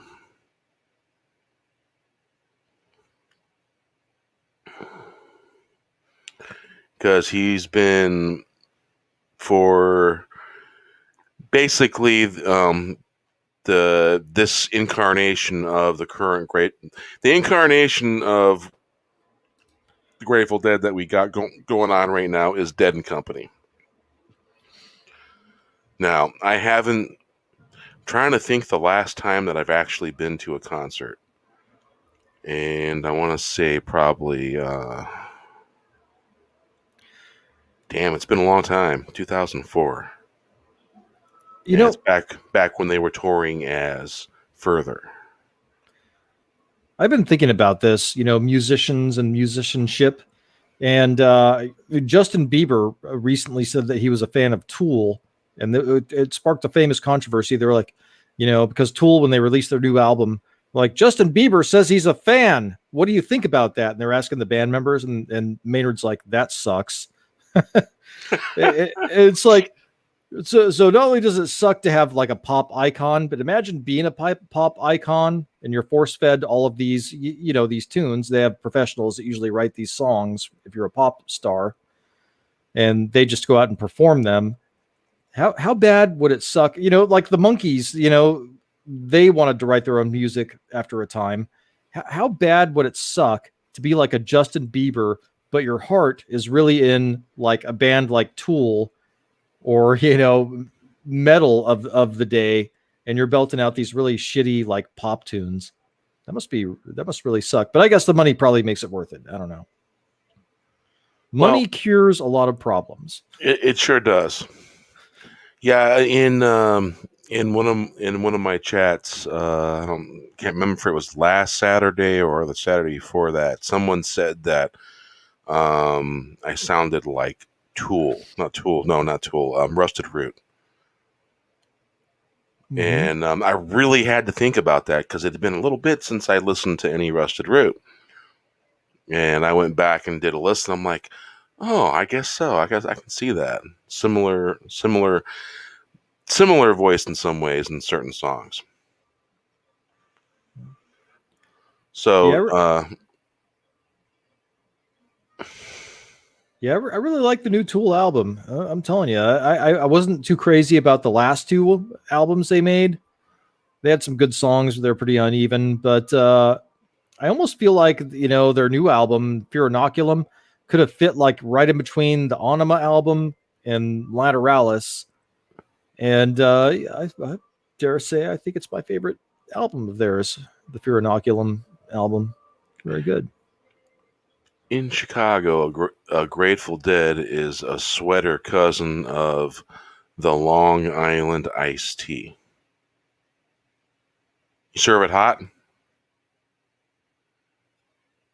I'm assuming because of the sweater cousin, you know. Sweeter cousin. I'm sorry, I need reading glasses. That was not a next to that E. I thought it was sweater.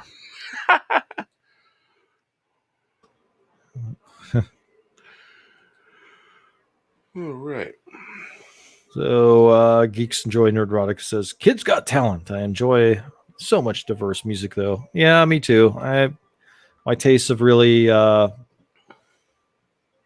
grown over the years. But you know, when I'm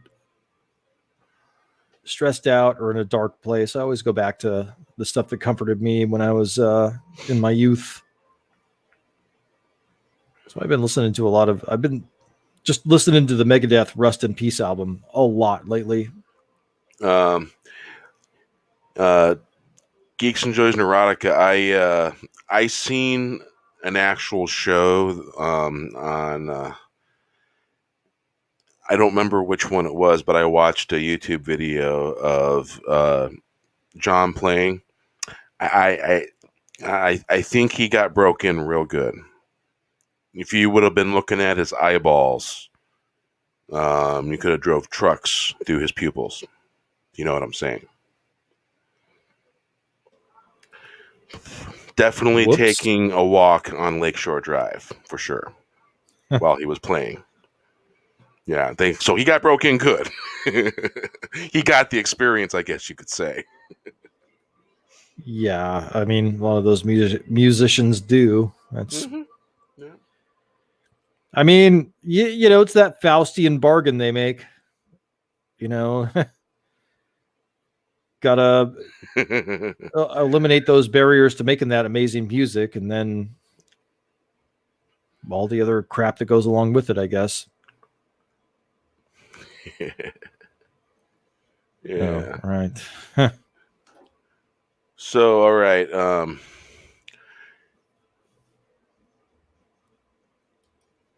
Yeah, I think I'm gonna save the new song for when Tyler Mongo shows up in the chat so we can hear it. I think I'll save it for when he shows up.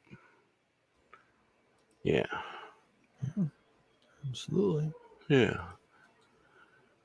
So let's see here. All right, Wes Moody, what do you want to hear in the playlist? In the Ghost Bear playlist? Unicorn and San Fran's a favorite. Well, just to you might have new favorites. Out of the new ones, Beautiful Land, There's a Party Going Down, Golden Reds and Blues, Traveler's Blessing. Traveler's Blessing. Huh. That got a nice comment today from somebody. Yeah.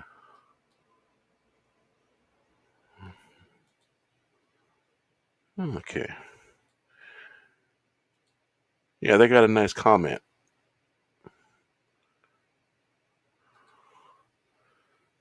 Okay, I'll stop that and share the audio first, then click the tab.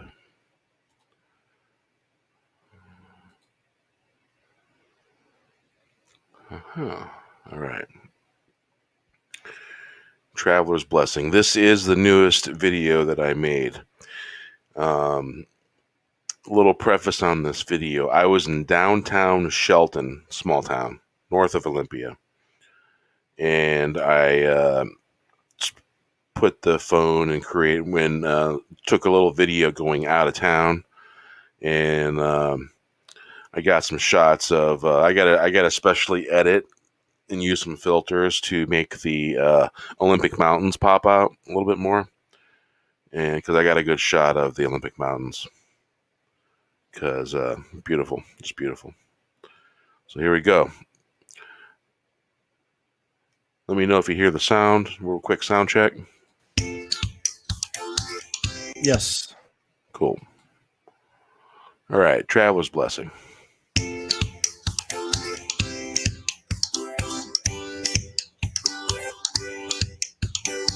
The light shine down on you like dice spinning. Waiting for the drop, waiting I'll have to for think the about that. dice to stop. Dreams come true, friend giving help, help from far away. Walks in the clouds, the mist is clearing, blue linings above, clear skies overhead. There's a light at the end of the passageway. Some journeys take time, a twinkle in her eye. There's a twinkle in her dance. There's a twinkle in our eyes. Traveler's blessings on the way. Here's the traveler's blessing. Divine intervention blessing the day in the journey.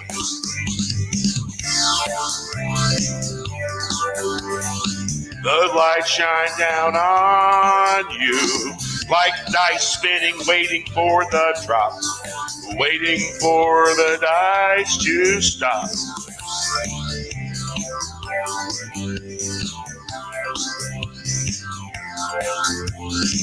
Dreams come true, friends giving help, help from far away. Walks in the clouds, the mist is clearing, blue linings above. Clear skies overhead, the light at the end of the passageway. Some journeys take time, a twinkle in her eye. There's a twinkle in her dance. There's a twinkle in our eyes. Traveler's blessings on the way.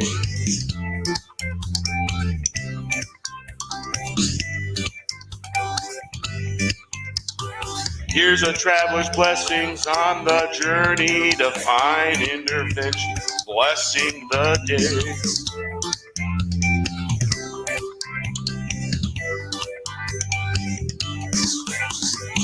The light shine down on you like dice spinning, waiting for the drop, waiting for the dice to stop. Hey, dreams come true, friends giving help from far away. Walks in the clouds, the mist is clearing, blue linings above, clear skies overhead. There's light at the end of the passageway. Some journeys take time, a twinkle in her eye. There's a twinkle in her dance. There's a twinkle in our eyes. Traveler's blessing on the way. Here's a traveler's blessing on the journey. Divine intervention blessing the day. The light shine down on you like dice spinning, waiting for the drop, waiting for the dice to stop. Dreams come true. Dreams come true. Friend giving help, help from far away. Walks in the clouds, mist is clearing. Blue linings above. Clear skies overhead. There's light at the end of the passageway.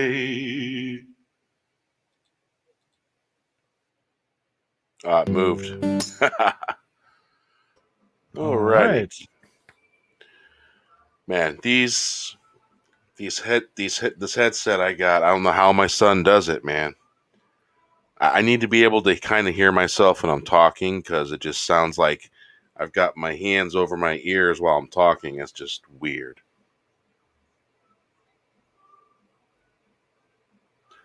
Well, you sound normal from this end. What?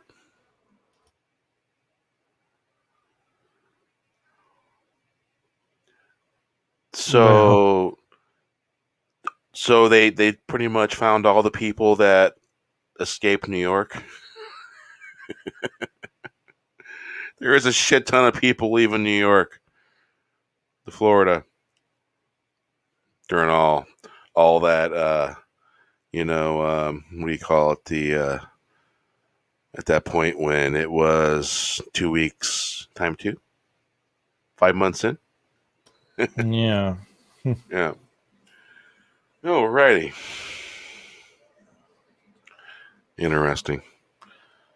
All right, folks, we're gonna take this show on down the road, and thank you, chat. Thank you, everyone that's been here. Geeks enjoyed Erotica. Thank you, RR. Tina, thank you for hanging out. Who else?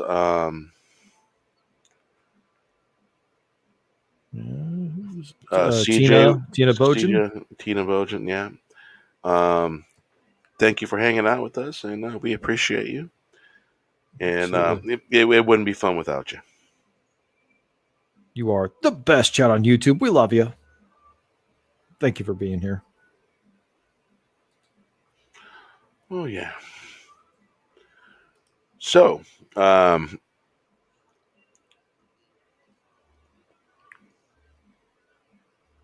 we will see you later.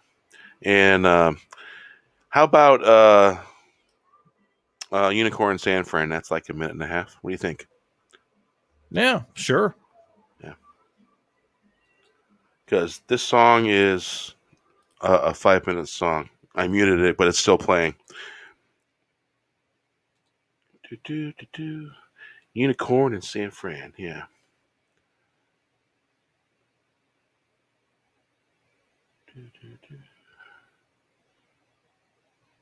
There it is.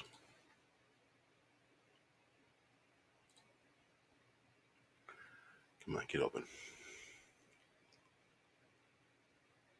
There we go.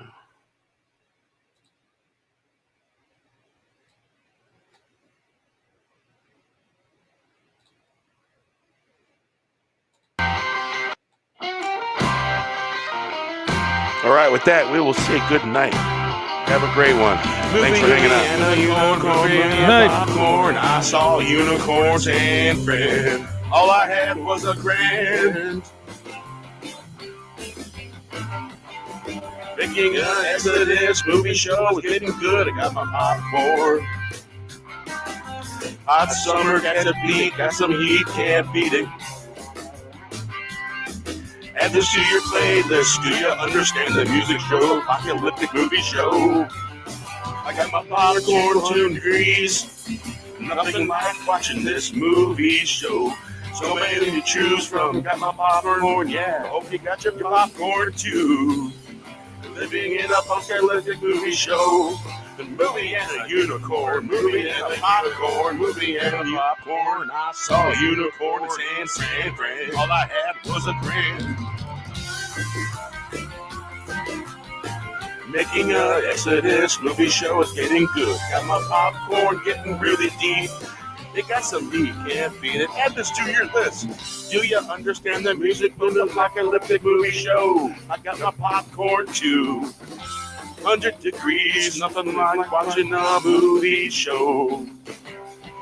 So many to choose from, got my popcorn, yeah. Hope you got your popcorn, yeah. Living in a popcorn movie show.